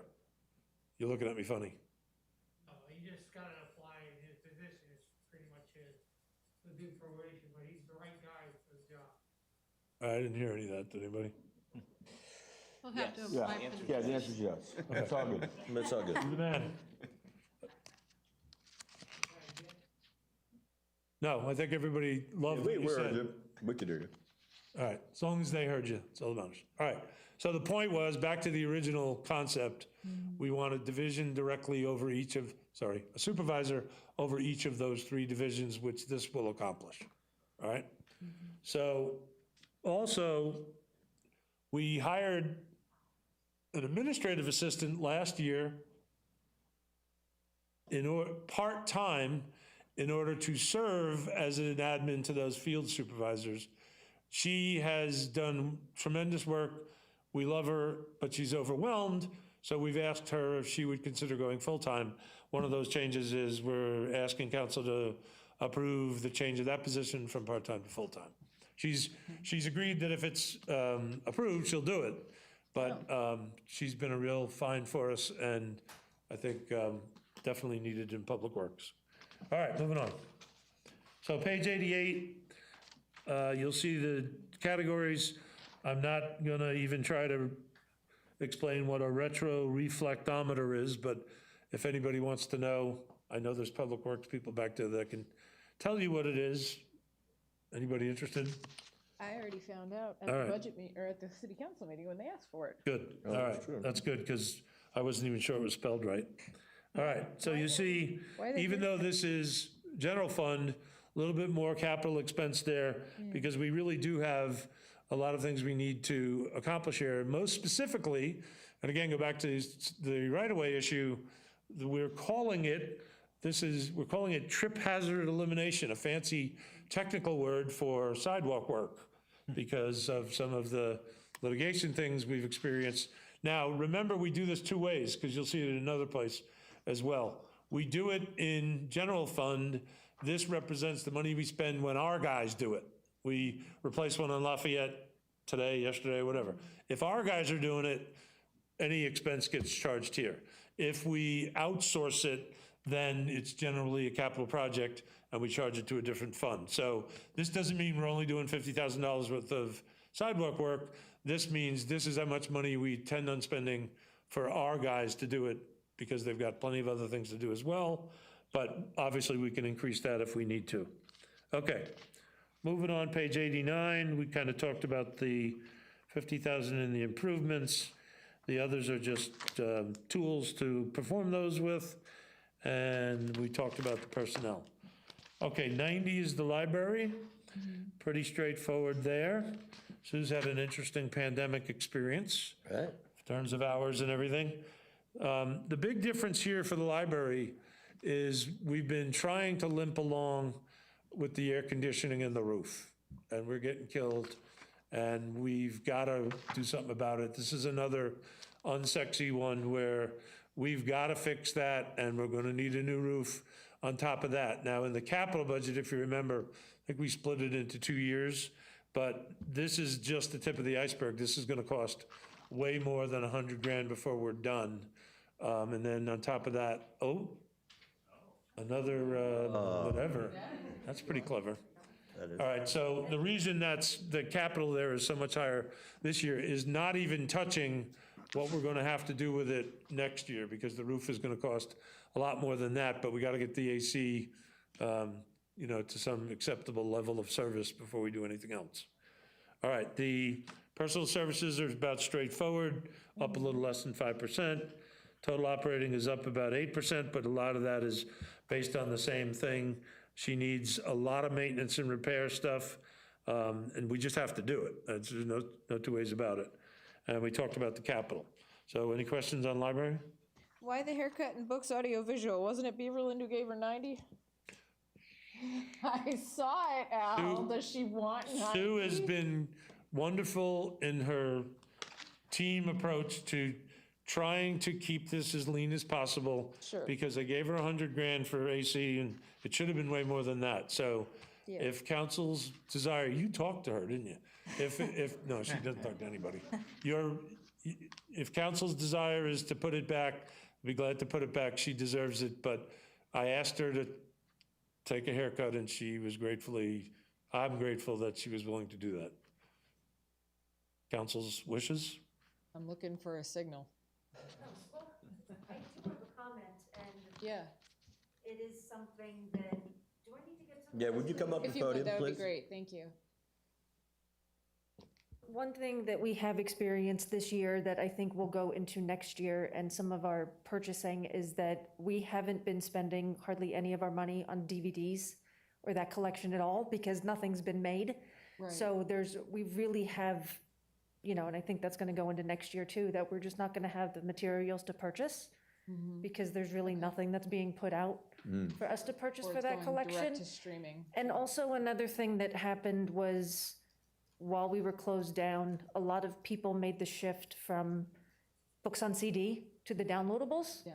And since there really is no difference between the content, like there is a difference between ebooks and like a print book. There's Sure. preferences, but listening to something, a lot of those people that switched over to the downloadables aren't, checking out the CDs anymore. And it's been going down every year simply because people don't have CD players anymore to use. So, and that's one thing that everyone switched over to, and no one really switched back, so. Okay.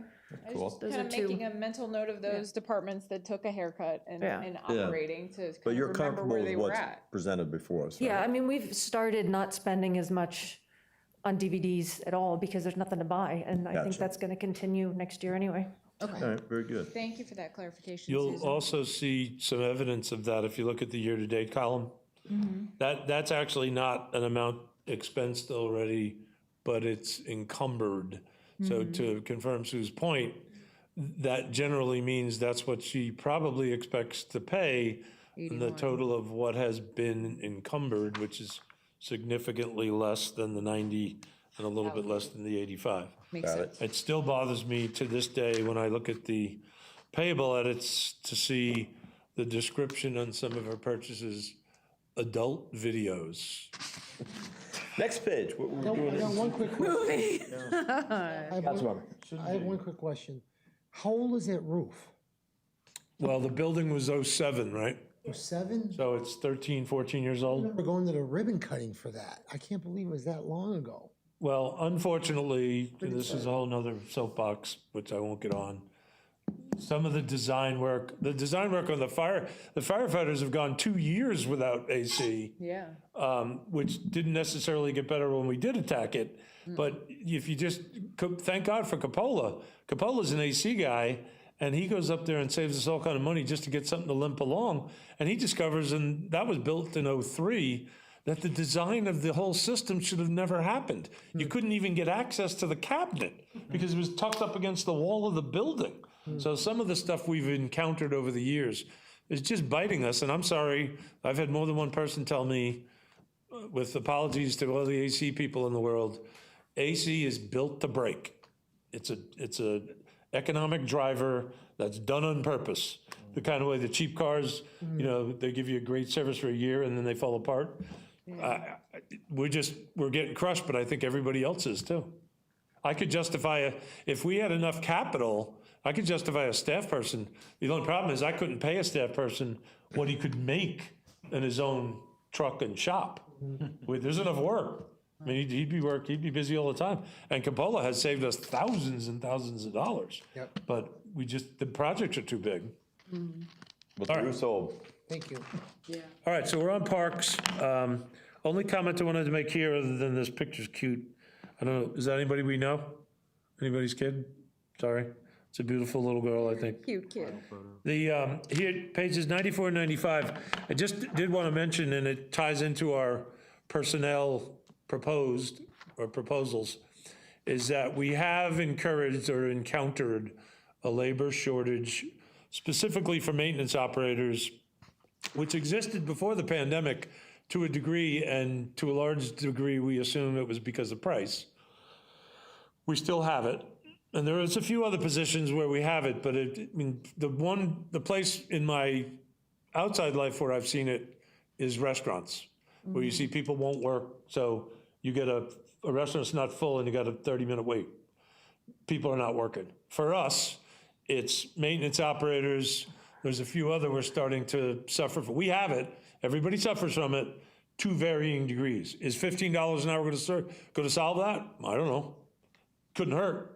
But is it going to solve that? We're not sure. Anybody, you guys remember what's the second worst one we have? Maintenance operators have been the worst, but I think we've got another one. We got blank stares. Fun. All right, well, if I come across it, it'll come to me. All right, so we're on page 96. Pretty straightforward, the parks. As you'll see, the personal services, one truck, which was approved as part of the capital. We're replacing some fencing at Bicentennial. The personal services are up 5%. That's consistent with being reasonable for the proposed pay increases. The biggest increases are the contractual. We're now, there's 50 grand in there. We're now outsourcing the median mowing. That was something that we did for a long time, and it's become problematic with the workload of all the stuff that the other guys have to do. So we're going to try outsourcing that to see if we can save our guys to do some other things that they need to do.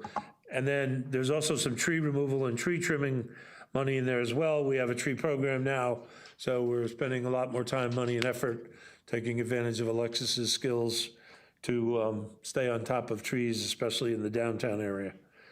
And I think that's about it. Any other questions there? Yeah, I had one. What did we remove from the department request for capital outlay? I can't remember. From capital improvement, from 149 down to 55? Well, I didn't practice on what we removed, so I probably should have, but I Well, hang on, I could back it out. thought you guys would be proud of me that I was so much of a pain. It was just a big difference, so it stuck out to me. It's Chip probably knows, but he's trying to make me look bad by not telling Probably anybody. something we bumped out, Bumped out a year? yeah. Okay. Environmental. Police, Public safety. Leisure service. Probably a playground. Playground replacement. I hate those things. I love playgrounds, but Chip, you remember what that was? Anybody? JD? One of them was a multi-value wilderness preserve playground replacement. Told you. Uh-huh, okay. I mean, they're just, you need a mortgage Very for them. impressed. Yeah, That was All right, so that's the answer to that. Is that okay? Can I? hang on. Oh, in a vehicle? We pushed it out. Yep, we put that in a vehicle as well. Okay. Okay, recreation, 98, 99, pretty straightforward, no change in personnel. As I mentioned before, this is another division that crosses the million mark for the first time, but in large part, that's because of some of the capital. Those are building improvements. All those first three items are all building improvements at Cypress Forest. Same problem we have at the library. We got a lot of work we need to get done over there, so we need to get after it. And that's not one we want to wait, because then we'll end up with the kind of problems we have from ones where we push it down the road too far. Okay, moving on. Oldsmar Sports Complex. Personnel is the same. Pages 102, 103 kind of explains what we do out there. Nothing really miraculous that I saw. A lot of the straightforward stuff. One of the things I'll come across on the capital is the Bmx project obviously was encumbered this year, but I asked, and it's in the capital projects fund, I put another 500,000 in there because I'm just sure, and it'll probably be penny money, which the council had already blessed committing to the sports improvements, that whether it's the track or part of the baseball fields or something else is gonna come up. So I wanted to be ready for that, so we have some funding there. But here is just kind of the tools, parking lot, fences. The particular upgrade is the surface. That wasn't part of the project. There's a sealant that goes on that surface that's gonna have to be redone. During your initial presentation, Al, you had mentioned that you would say something about the BMX track. Was that what you intended to mention, was the 500? Well, I would save it for 302, but now's as good a time as any. Okay. We got a nasty, I can wait if you want. well, I can tell you, we got a nasty little surprise. Was the discovery that wasn't even part of the bid, that there's a sewer line underneath the original track. Cool. So we have to move it. So Wow. that's gonna be a lovely additional expense, but it's precisely the reason that we put some extra money in there. We anticipate, there's a contingency in the project, but this will actually exceed that. But that's the kind of thing that just, Better to discover it now while it's all yeah, dug because if up we ever than had to there's get a at, problem. yeah, if we ever had to get at it, Right, Be we'd have a another real disaster, problem. yeah. that would be a big Yeah. problem. So I feel much more comfortable, How's that even happen? with what we did the first time around. I feel much more comfortable with Nan as the project manager, Ardura. I go to those meetings, and I think Kokolakis thinks they're in the principal's office, but those guys don't miss anything. Tim's all over them. Everything there, I'm really confident that what we're gonna get is gonna be fabulous, and we're not gonna have any more errors again, because we are paying way more attention than anybody did the first time through, and that's as true as I can say it. So, all right, with regard to money, pretty straightforward. Personal services, 5.6, that's reasonable. We have a little bit more operating funds needed, mostly in other contractual services. And the capital is a tiny bit higher, so we're up 7.5, but that's where we want to spend a lot of our money, so I think that's pretty reasonable. All right, moving on, communication, marketing, and the arts. As I mentioned before, we're recommending that we promote our communication specialist, Mark McGinley, who makes some of the greatest pictures and presentations I think I've ever seen, to a multimedia coordinator. That's a promotion, and I'm asking that it be a two-phase promotion, because we want to make him salaried, and I couldn't justify paying him as much as I think the position justifies in one shot. That'll be totally up to you next year. I just wanted you to know it's coming. As a general rule, you don't want to make promotions based on specific people's talents, but it's an easy thing to say and a hard thing not to do. But he's going to get a nice promotion if you guys approve, but we're going to ask for another one next year because his skills are just off the charts. He had been hourly? He has been hourly, How much overtime has he put in? a fair bit. Yeah. Yeah, he's extremely talented. I mean, Very you can see 1,700 in this particular year, but I'll pay that gladly. Oh, yeah. We got another thing there. Yep. All right, I'll pay that gladly because sometimes that works better for him, not the money, but only having to be here for a particular time instead of whenever we want them. Yeah. We tend to have incredible people that just hang out here all the time, so. Yeah, we well, and I figured that take was the advantage of that. change, the reason for the blank in the overtime. Yeah, For the city but manager approved, I figured we're we making are, we are going to increase the overtime because he won't be until, salaried until the Following. year following. okay. For that reason, I just couldn't, the increase for what we wanted to pay him for what we think the position deserves was too much, I couldn't get there. So, all right, so personnel is only up 4.8, that'll increase a little bit with a tiny bit more overtime because they'll still be hourly.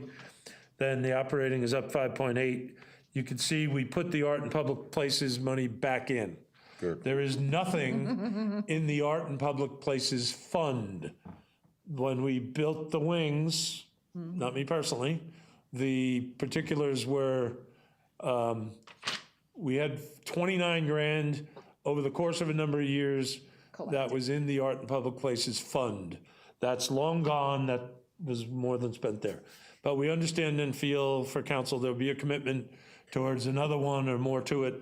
So we're committing 40, pending approval from the council, to put it in again. It won't be a fund because we don't have outside sources contributing, but we're willing to commit general fund resources to it if you are. Okay. And even though the department is 18.8% higher, if we hadn't put the art and public places money back in there, the increase would have been 1.3, so pretty reasonable. Administrative services, page 110. Everything pretty much straightforward there that I can see. Page 112.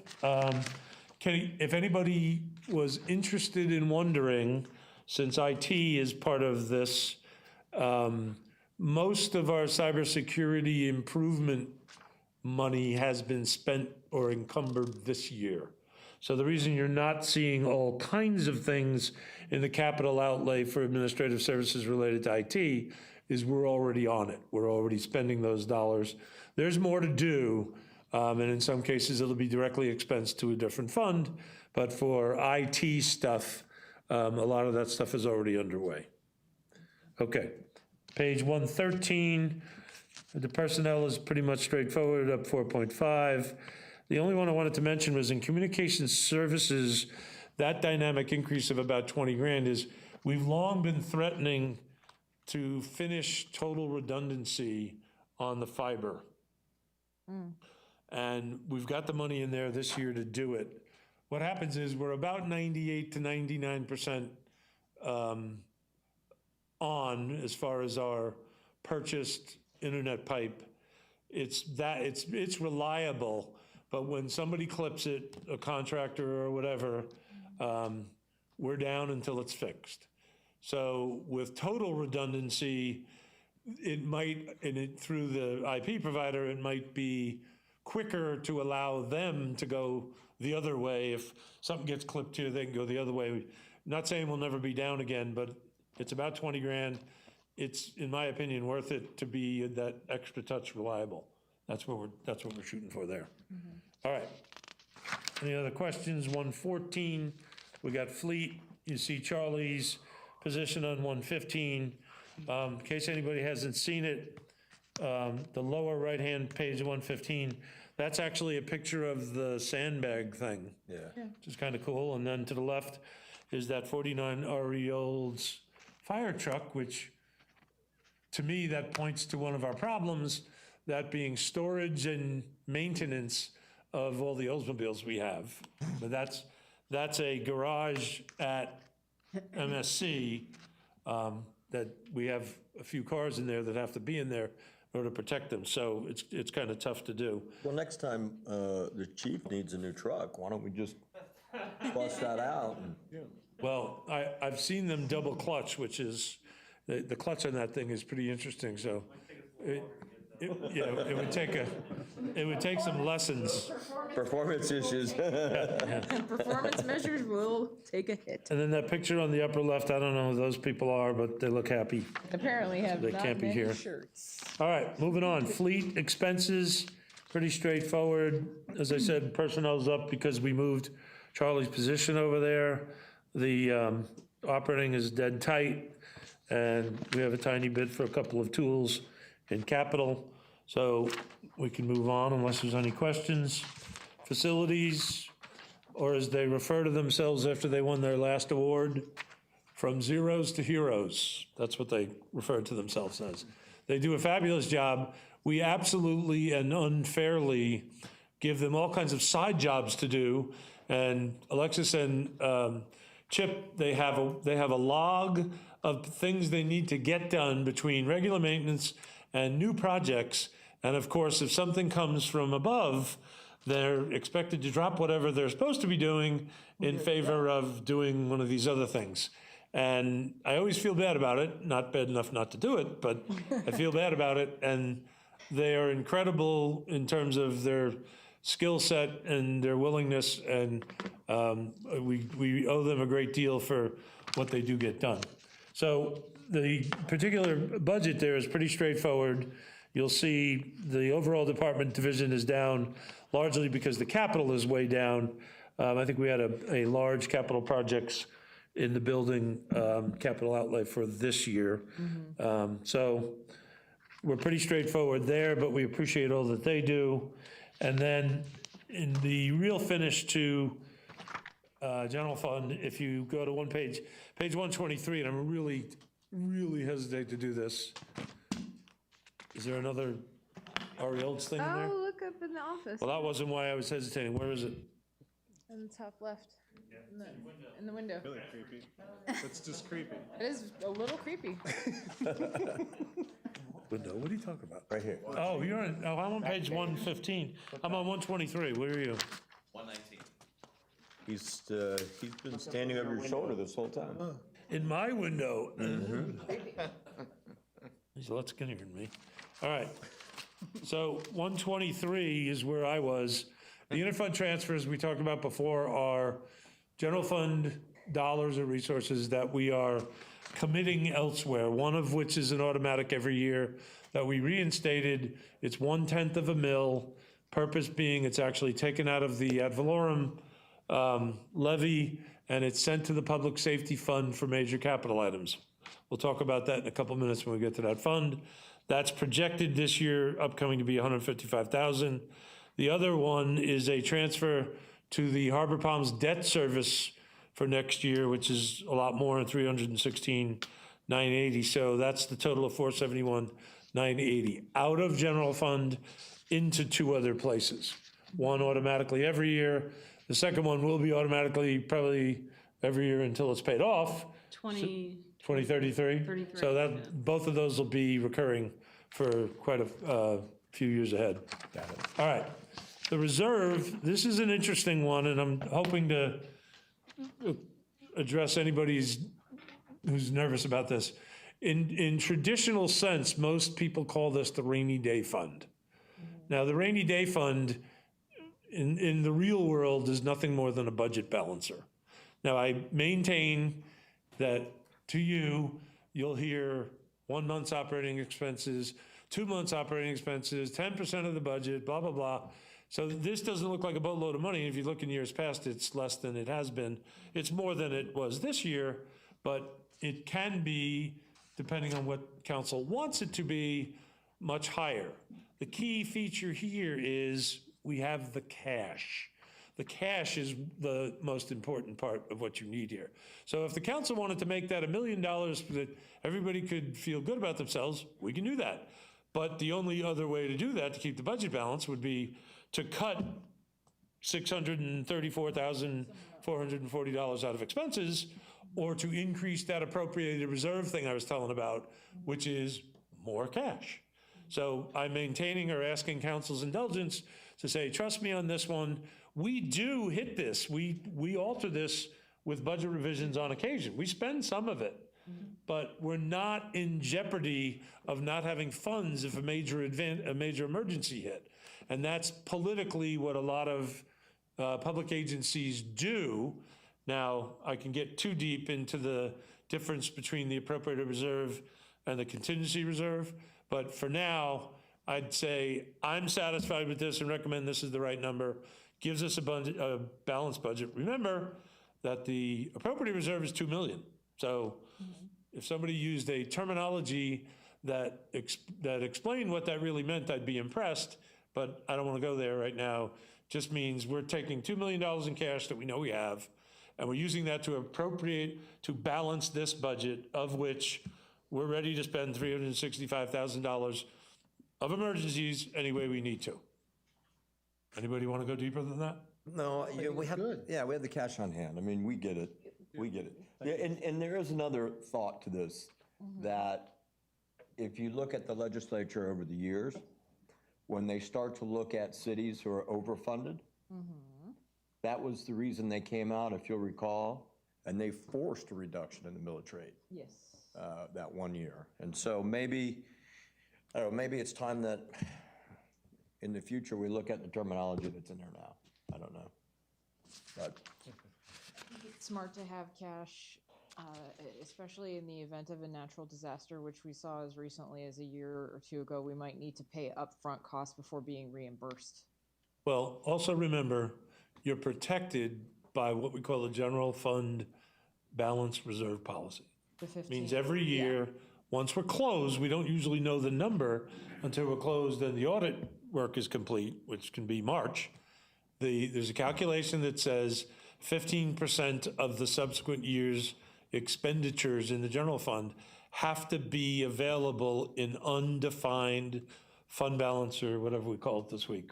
Unassigned. Unassigned fund balance, which means can spend essentially equity that you can do anything you want with. Right. So as long as we meet that ratio, that tells you that we're funded enough to deal with any of those emergencies that come along. This is, part of the plan, but the actual reality part is, if we didn't meet that ratio, we'd have to do a budget revision to cut some expenditures right then and there until we did make it.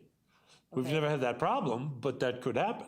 So you had the library AC roof issue at 350.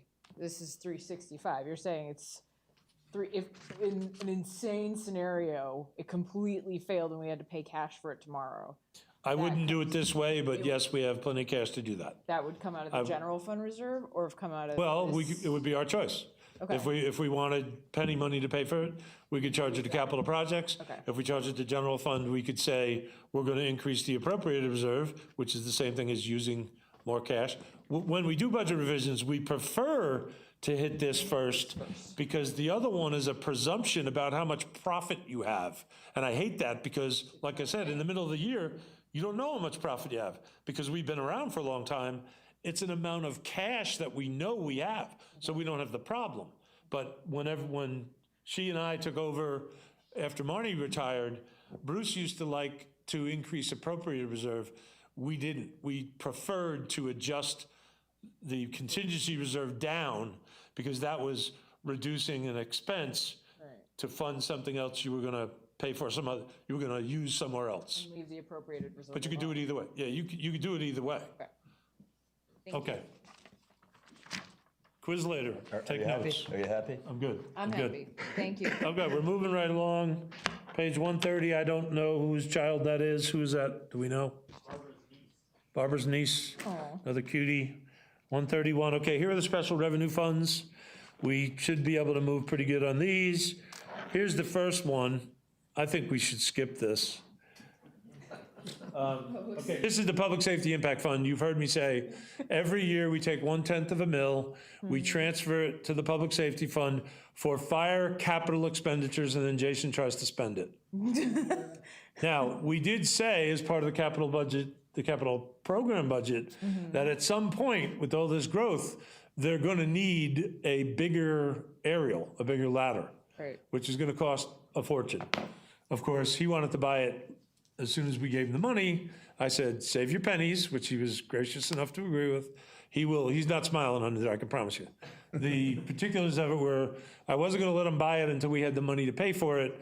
I think our latest estimate is like $1.2 million or something like that. So it's gonna take at least $1.2 million to buy it. There's a question about whether the bay is big enough to hold it. I think the answer is yes. We need a longer ladder for this development. Now, we all know that with mutual aid, everybody and their mother shows up to a fire. When Lockheed had a fire, Largo was here. I think St. Pete might have even been here. There's plenty of coverage, but for the optics of it, we want to be first in on our own fires. So I think at some point, I think it makes good sense to go, well, as we grow, we need to have the equipment to be able to handle whatever that is. I hate to say this because we've had this argument about the Band-Aid box for 100 years, but we looked like geniuses. Well, I don't hate to say that part.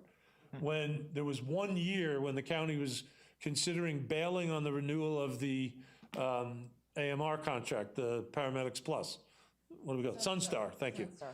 And they went around to all the cities and said, okay, if we go to your unit transport, what do you need? And St. Pete needed like 120 ambulances and a bunch of, it was never gonna happen. They came to us and said, what do you need? We go, nothing. We got a Band-Aid box. We have an ambulance, we're good. So the forethought suits us well. It's expensive, but it suits us well. So I would say, for his purposes, he saves up enough money. Okay, it's time to research what the extra length lateral, you got a 75 now? He's got a 75 now, he probably needs 100, but they're expensive. Anyway, all right, so everything that jumps out of this page should be explained with those two things. When you see a reserve for equipment on the expenditure side, that simply means whatever revenue we have, it doesn't have a plan for use yet, so we save it as a reserve.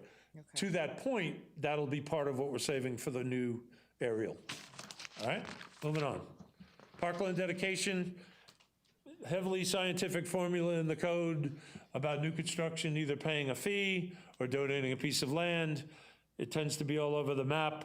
We do have some planned expenditure for preserve improvements. It's a special revenue fund. We have to spend it on certain things. This would be a good example of those things. So the other thing we're doing on the expenditure side on page 135 is at do you see $100,000 capital transfer? Capital improvement. And the portion of that is going to the capital projects fund there's an OSC renovation grant, which we're getting some funds for. This will pay for the other piece. Again, restricted to what you can do with it, but it's an acceptable use in OSC, so we're transferring some of the funds for that. Okay, the multimodal impact fund kind of has slowed down to a crawl. We do track the impact fee funds in the CRA, but this is kind of a real tough guess. And you can read the service program hasn't changed. We used to call this transportation impact fee. The thing to remember about that is anything we generate, and I'm sorry, this isn't the CRA version, I screwed that up. Anything we generate there, we have to give 4% to the county. That's still true, that's part of the ordinance. But as you can see, there's not much activity planned for that. As we get Burbank finished, as we get other things done, this should perk up again. We've got part of a master plan that has a lot of activity here, but right now we're kind of in savings mode. We're just taking whatever money we get for it and turning our 4% over and keeping the rest of it. Okay, moving on. The CRA fund, as we mentioned, CRA original ordinance was done in 1994, but the base year is 96. It's a 30-year agreement. You've heard some state legislature stuff about them because some people don't use the money correctly. There's a lot of restrictions on the use of the funds. We have been audited 2 years ago, 3 years ago? A few years ago, we were audited with 5 other CRAs by the county, Ken Burke's office, and we came out of that looking very good. In fact, they asked to use our forms to give to the other agencies that they were after. So we came out of it looking pretty good. There's restriction on what you can do with it, when you have to spend it by, And it's not quite as easy as just kind of saying, here's extra money. As you know, the fund comes from the county-wide portion of the millage that everybody pays in the CRA. So those same people, say, that live down here who are paying property taxes, a portion of their property taxes is coming to us beyond just the portion they pay us. That's what that whole CRA thing is. In 2026, that's going to end. Now, we might ask for permission. I'm not even going to comment on the likelihood that we'll get a renewal or some other deal, but we could ask for permission to extend it. At this point, I don't think we get it, but it is possible. But if we don't get it, our next plan has to be, what happens with life after the CRA. So you'll see here in terms of the revenues, the regular ad valorem for that area is the first line. The third line is the piece we get from ad valorem in the county, which generally is about 5 or 10% more than what we generate on our own. The rest is either interest, and in a sense, when you see that 723 figure, that's again my way of saying we're going to use cash to help pay for some of the improvements that are on the other page. That's how we fund them. The rest is pretty straightforward. The capital outlay is described on the previous page, and anybody have any questions, I will continue to move on. Okay, debt service for Veterans Memorial Park. This is in existence, it's already done. The revenue already done in the sense that it's already been in existence for as long as the debt has. This budget will be the last payment, won't happen until 9/30/22. And then the good news from that is the revenues are, as you can see, funded. I told you before that our funding comes from dedicated revenue sources and not taxes. That utility tax money was dedicated to pay this. When that's done, it'll go back to general fund and you can use it for something else. So roughly 170,000 of it will become an increase to the general fund after this debt goes away. All right, that's good news. So Veterans Park will be paid off. Next one is a new debt service fund, 142 and 143. The debt service summary combines all the pieces. You remember I talked about the general fund transfer of $316,980 it also has an enterprise portion. So the 316 is coming from the transfer, and this is to pay for the governmental portion of Harbor Palms. There's an enterprise portion, and the best way to think of that is governmental portion is roads, streets, sidewalks, and curbs. The enterprise portion is everything under the ground. But we had to book them separately. So this is a piece that will be combined with the payment, but this represents the debt service that will be necessary for the roadway or the governmental piece. All right, moving on. 144, 145, capital improvement fund, the big stuff, usually. Okay, I mentioned on page 144 that you saw the Harbor Palms money, or the projects for the Harbor Palms, have been split up based on their function, meaning the governmental function, the stormwater piece, or the water and sewer piece. So you'll see them in different places. Here, first line, street infrastructure improvements, $2,060,000. That's going to be funded by cash and some penny for Pinellas. Down the bottom, well, you'll also see citywide street resurfacing. That's our annual or semi-annual or whatever the every other year thing is, that we try and knock off a number of streets every year. And then the sidewalk and curb replacement would be bigger stuff that we have to do around the city. And then Douglas Road creeps in there for the first time. Now, those of you who think that number's wrong, it's not. You gotta remember the Douglas Road and the other piece from the revenue was $1 million first. Right. The $1.5 million was this year, which we have to, I think, encumber in a couple of years or no later. So we're only getting around to the beginning of that. So that's why the project number on the revenue side is only 1 million, because we're just starting the Douglas project. The last one I wanted to mention there was, you see the OSC Bmx improvements. That's at 500,000. I suggested out of penny money if it's needed to cover whatever happens that's unexpected, because the council had already blessed Oldsmar Sports Complex improvements as part of our commitment of the penny money. So that's, hope we don't have to use it, but we know of one place where we're probably going to use it somewhat already I'm sure there's going to be a few other things. So we got about $5 million in governmental capital projects to be started. We'd love to believe they'd be done, but they won't. And to be started by next year, and that's where we're at. Any questions? All right, let's move on. We got cool pickleball people on page 146. Still don't understand why the ball doesn't go in the lake more often. Page 147. Okay, now we're on enterprise funds.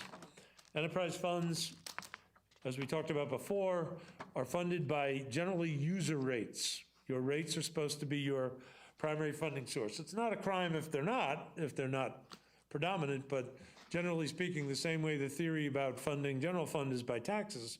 Well, you don't normally want to fund an enterprise with taxes. You want to fund it with how much money people charge for the commodity, which in our case is water. Bruce used to say at the beginning, we only sell one product, water. That's the only thing. We have services, but we only sell one product. Now, that may have changed, but that's the essence of it. Okay, so this page is one of those really cool pages that describes all of the divisions inside the fund. This, you've heard us say this is Fund 401. So you'll see the recommended totals. You'll also see the change from this year's revised budget. And the one that jumps out to me is the water reclamation facility, which we mentioned has two huge projects that we absolutely have to do, one being the aeration building, the other way being the lab. So we want to get after those, and we've already encountered that. Which one is it that's going to be more expensive already? The control building. The control building has already gone up by another $1.5 million, we fear. So this number is going to increase even more. I still maintain we can do it. ARPA obviously will help, but I say the fund, the 401 fund is in very good shape. We can do it either way, and the part of the proof to that is, go back to the Harbor Palms project. It's about $12 million of work to be done, and remember we expressed when we needed to take debt, we wanted to take as little debt as possible, so we set out to take $6 million. So we had half in equity or cash, half in debt. Well, the equity portion, for the most part, was going to come from 401. That's how confident we were. So as the thing has spread, because stormwater has gotten very expensive, the general fund portion is pretty expensive. We've tweaked the project a couple times. The portion coming from stormwater is big and needs to be funded through the ARPA, which we showed you, but we're not using any debt to pay for the 401 portion. So that's another good sign of the strength of the fund. All right. You'll also see that the debt service on that line is down 92.6%. The reason for that has more to do with this year's column than it does next year's. It's down that much simply because in order to refund the SRF money, we had to, in essence, take it out again. So we paid it off. We paid $5 million to pay it off in order to then redo the debt. That's why it looks like such a whopping reduction. All right, moving on. Page 150. This goes back to that kind of more detailed picture of the pie graph that we've shown for the whole city, and we've shown it for the general fund. Well, 401's our largest enterprise fund, so we see it here, and you'll see the personal services percentage there is really good, only 23%. You'll see that the operating is even lower at 18, but you'll see the capital is a whopping 1 because we have a lot of work to do in there, and that's pretty normal because that is where you do capital projects for enterprise-related things, specific to water and sewer. It's not governmental. It's funded by rates and in some cases debt. So here on page 151, we have the revenue profile for that fund, and you'll see the effect in water sales, wastewater sales of the pandemic. The pandemic actually was an increase for our experience in both usage and therefore revenue of both of those, our two big ticket items, water and wastewater, because people stayed home. We didn't necessarily think that was going to happen at the beginning, but that's the way it turned out. So that turned out to be kind of an odd positive for the fund. And then the two lines down at the bottom that were big chunks were $850,000. It says transfer from Water and Sewer Impact Fund. That specifically, the Water and Sewer Impact Fund come from water and sewer impact fees and can only be used for related projects that either maintain or expand the capacity of the system. Well, the aeration system upgrades constitute a maintenance or expansion of the system. So we're taking the funds that we've been saving there for years, and we're using the sewer portion? We're using the sewer portion, transferring it over here to help pay for that aeration control project. The other one is the appropriated reserve, which is, that's the cash I'm referring to for the Harbor Palms. All right, so you see that it had very little last year, but that's the money we anticipate. All right, so we had 14.3 against this year's 15, so that it actually came down a tiny bit. Now, in the enterprise funds, if it comes down a little bit or increases a little bit, that's usually the result of a capital project ebb and flow. When we get to the specific divisions, that's where you see the nitty-gritty of the difference. All right, 152, 153, we'll see finance division. You'll see some of the same positions with notations if somebody works, you did that in the other one, but not in this one. In finance division, some of these people also work for Cindy, in fact, all of them do, as part of the administrative services department, sorry. And then page 153, the personnel, you'll see that layout. There's a minor change in utility billing due to a departure and some reshuffling, but other than that, it's pretty much the same. And on page 154, we're pretty straightforward. The change between this and next year, it's actually down a tiny bit. The increase in the personal services is 7.5, which is certainly reasonable. And the operating got even tighter and down by 20.5. And as I said, the whole division is down by about $1,000. All right, and moving on, page 156, utilities maintenance division. This is public works, where the utilities guys that fix everything. Pumps, motors, whatever they need fixed, utility maintenance does this. And there's 4 guys, and maybe for the first time that I can remember, we're fully staffed. I think we're always down one, and we finally, well, sorry, knock on wood, we have enough people to do their jobs, which is becoming new and different for some of our divisions. 158, I fought like hell over this, but I acquiesced. I was on a project, Nan Charlie and I were both at this project when a car hit a water pipe that was the big 36-inch or whatever it was, feed to East Lake Club. This was a year or so ago. Oh, yeah. And in the course of us fixing it, because we couldn't get a contractor to come out and fix it, we had to shut off entire East Lake Club, whatever it is, 250 apartments or something. And the guys are all there busting their tail, and we have to take this humongous pipe and then get it out of there because it was damaged and straight pipe it. We had to literally go to the shop, get a big piece of straight pipe and get it connected for a temporary fix. Point being, the best thing we could do to move it was this crappy little crane truck. And it very versatile, very limited, and I venture to say we violated some OSHA regulations in the process of, because the guys knew we had to get this fixed. So I fought like hell because, again, I'm not thrilled with paying a mortgage to get a crane truck. Good thing it'll be cash, but they desperately need this. And I'm not even sure, is this a greater capacity length than the one you got? Or is this just another one? This one is 6,000 K. Okay. The 450 chassis, which is bigger by almost a half ton than the one they have currently. And they specifically asked for this because of that situation where they couldn't fix something they needed to. Nana's working with Cody a little bit more than we budgeted. Good, she's pissed at you for saying that. So the deal is now, if we have that same problem, we'll have 2 chances or 2 trucks to be able to use for it, but absolutely need this. It's amazing how versatile that thing is, and we've probably worn this one out. This is a new one.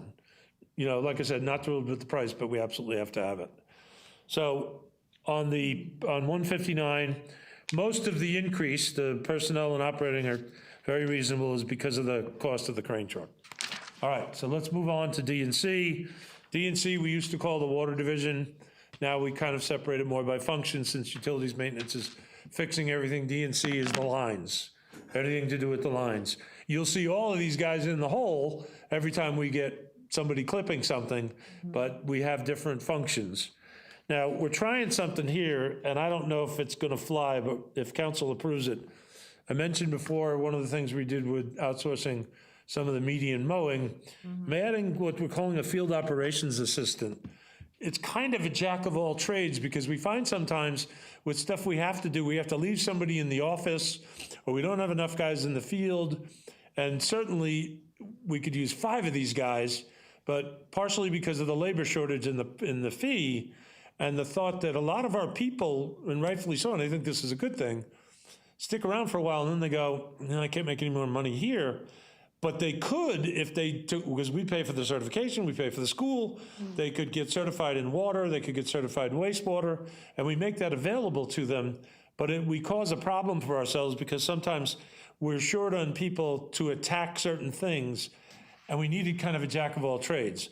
So even though we need many of them, what I did there was I said, let's try one at a little higher rate than, say, another maintenance operator would be, since we already know we can't find one of them for the money, and see if this will work. If this will work, we'll come back at you for maybe more of them. The idea being to try and universally be able to use them to either sub for people that can give us some skill somewhere in the field, or be in the field if they have the skills, to allow somebody that has to stay home. Great example is the RO. The RO, somebody's got to be there if we're open. And sometimes that's almost impossible to do without calling somebody else in. So that's the thought. We hope council will support that for now. It's woefully under what we really need, but I thought, let's just see if we can get one and see if it works. Okay?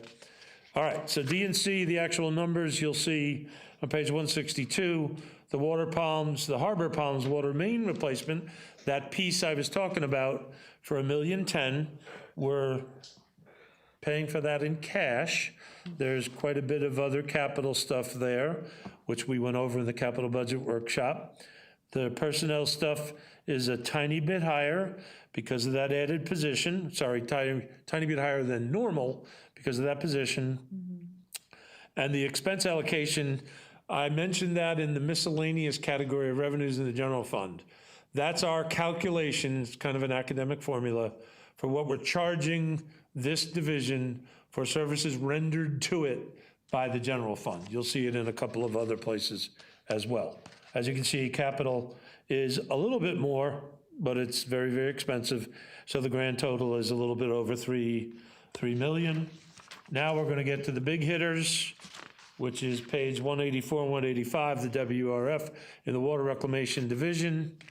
You'll see on page 166 that the control building improvements and the aeration system upgrades, we added both of those in because of ARPA. That was our purpose. We were like saying, we need to do these. That lab building's been obsolete for 10 years probably. So we decided we got to commit to it. I said to Jonna and Nan, I said, I'm not asking you to finish it, but can you get them both started in the same fiscal? And if the answer to that is yes, we're doing it. And she said, we can. So I want to make that commitment. If they don't, that's okay, we can rebudget. But I want to make that commitment to saying we're getting after both of those. They're both multi-year projects, but you could even make the argument we better get after them because the price keeps going up. And as we mentioned, that aeration system upgrade is probably already up to over $4 million. Wow. So we'll come back to you with the pieces that have to go in front of council. There's an Ardura, there's an agenda item for tomorrow that's related to Douglas, I think, right? No, is that related to Douglas? It's related to this. The aeration, yeah. So it's a different piece. It's the engineering piece, kind of the pre-stuff, but that's how we found out that the price had already increased since we did it at the capital budget. So you'll see on this page in 167, personal services are pretty much 5%, 5.5. That's very reasonable. Operating is tight, even down a little bit. The entire increase is really coming from the improvements on those two projects. And we say they're urgent, unsexy, we need to do them. All right, moving on, the RO plant. My only comment here is we are struggling still for bodies. We're trying to hire more people, get more trainees. We're giving a shot to pretty much anybody that wants a shot, and it's still a challenge. And we're not open 24 hours, but we produce water for 16. We've got a lot of responsibilities in the field, on the well sites, in the building. Like I said, we've spent a lot of the money, or we've encumbered a lot of the money for some of the upgrades, but also got to remember there's an interconnection communication-wise between the RO and WRF, and we're doing all that major stuff to the lab building in WRF. So there needs to be upgrades to there that some people were opining that we should have been doing now. But no, we've already been bitten by that once here. And for those of you who've been around for a while, we tried to save 20 grand when we had some working video equipment over, you probably remember this, at the, when the post office was the council chamber. We brought it over here to fix up with the $180,000 we were putting in for video equipment, and the video equipment didn't work. It was a disaster. It was a total disaster. So we're not making that mistake again. We're gonna spend what we gotta spend, get it right, and I didn't wanna throw more money after upgrading something that we knew we were then just gonna level when we got rid of the actual lab building. So we're waiting, and we're dealing with all those issues that come along with those two communicating, but we're waiting until we do that upgrade. So you saw a SCADA upgrade part of, in one of those budgets. We're waiting till all of those come to fruition or come to the front burner. All right, so really not much to talk about on the RO that hasn't already been, beaten to death. And like I said, personnel, we need more people, and we're still working on that. We see the capital, you can see there, as I said, has some of the SCADA, was actually a continuation of stuff we've already encumbered. And the water supply plan is related to the, what's the name of it? Resilience? The climate resilience. Thank you. So that's another thing we've committed to doing. So there's nothing overly exciting about the numbers here, other than know that we're continually busting to try and get more people, get more labor, and continually upgrade everything. That's the takeaway. We're upgrading everything. All right, any questions? Now we got environmental management. I think most of you would agree, and I can say this from my heart, I think Garrett was among our first substitute environment, what do you call it, sustainability coordinators. We've had a sustainability coordinator from Julie for about 10 years, right? Not long. Has it been that long? However long it's been, Ashley has just blown it out of the water. She's wonderful, she lives it. She lives like with zero waste, and she has all kinds of great ideas. I'm really very impressed. I'm, again, violating my own principle of saying, I don't generally like the idea of trying to promote people instead of positions, but she's done so much with the position. We're asking for council to approve a promotion for Ashley that is probably overdue. But I want to put that in there now, which explains why the personal services figure is a little higher than 5. Okay? The capital is pretty straightforward. There is a new vehicle in the budget, and there's that wind classification and flood exposure study. So we're going to have a lot more of those big picture items as they relate to environmental management. The reason for this division, which isn't all that old, started with the need to develop a inspection system for our private lift stations, which was a great idea that she had years ago. We needed to do that. We weren't doing that. And I don't know if most of you remember, we almost got leveled by an illegal discharge in public, which drove that point home. But now we have it. We inspect them all every year.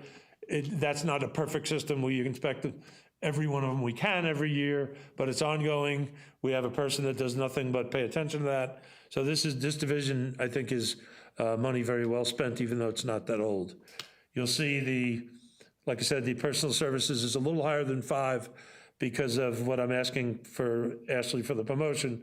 And the grand total is a lot less, mostly because the capital was reduced when the resiliency plan was in this year's budget, and that was, I think, 125. All right, moving on. Debt service in 401. I had explained this to everybody before.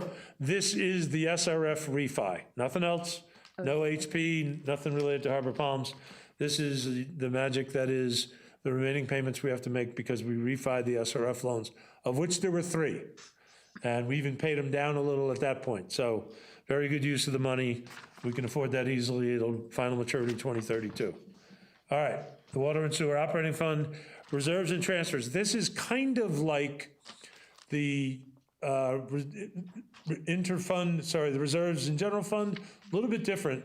In an enterprise fund, it's actually called reserve and replacement. So it does function as a budget balancer, but it's supposed to only be used for something that enhances or maintains the useful life of the system. So it has a little bit more literal meaning, but it tends to function as a budget balancer. And again, I maintain, without getting too far into the weeds about our cash position, 401 is probably our strongest fund.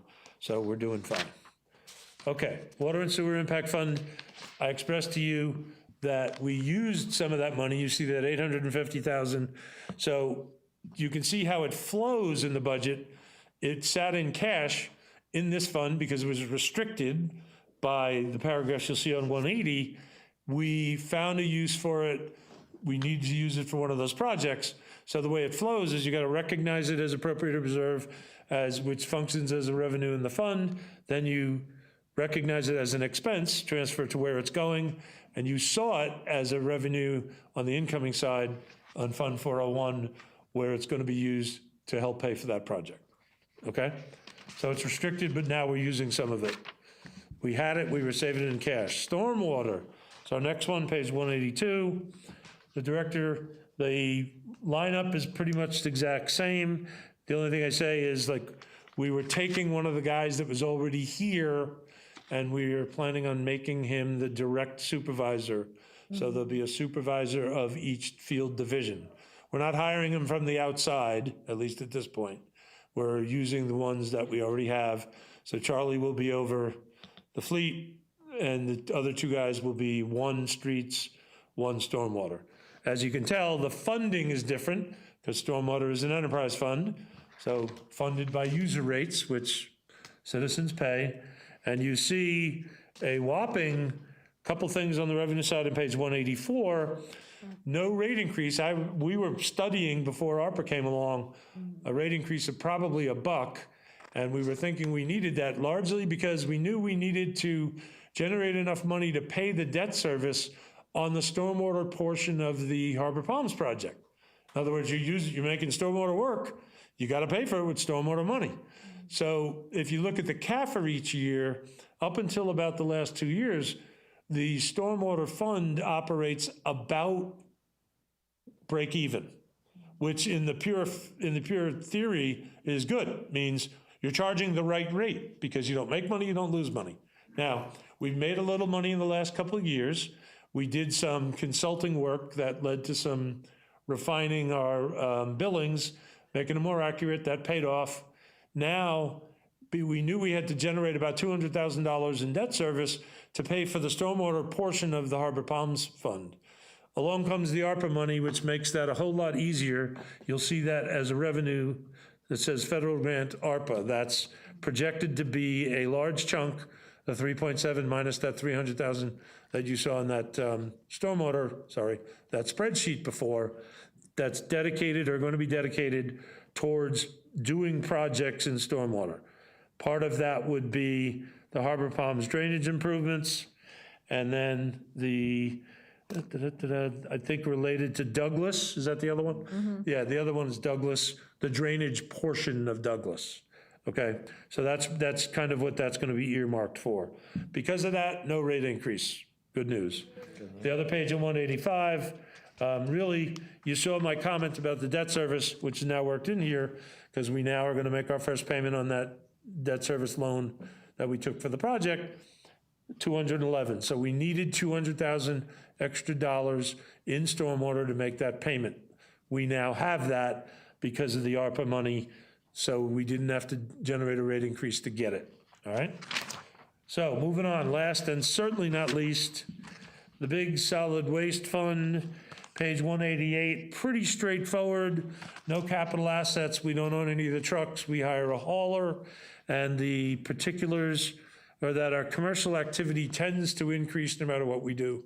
So we increased it by a little bit more, and the expense allocation, as you see, is quite a bit more, but that's, again, it's an exercise we go through every year to decide what percentage to charge the enterprise funds for billing, and in some cases, your work that general fund provides to the enterprise funds, and that's how we came up with those numbers.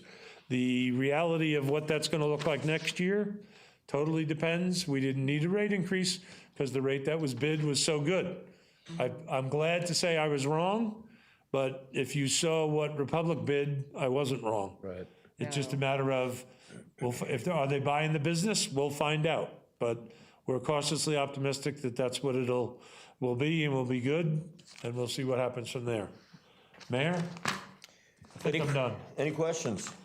Any more questions? So after 40 of them, you went over your time a little bit, but that's okay. That's all right.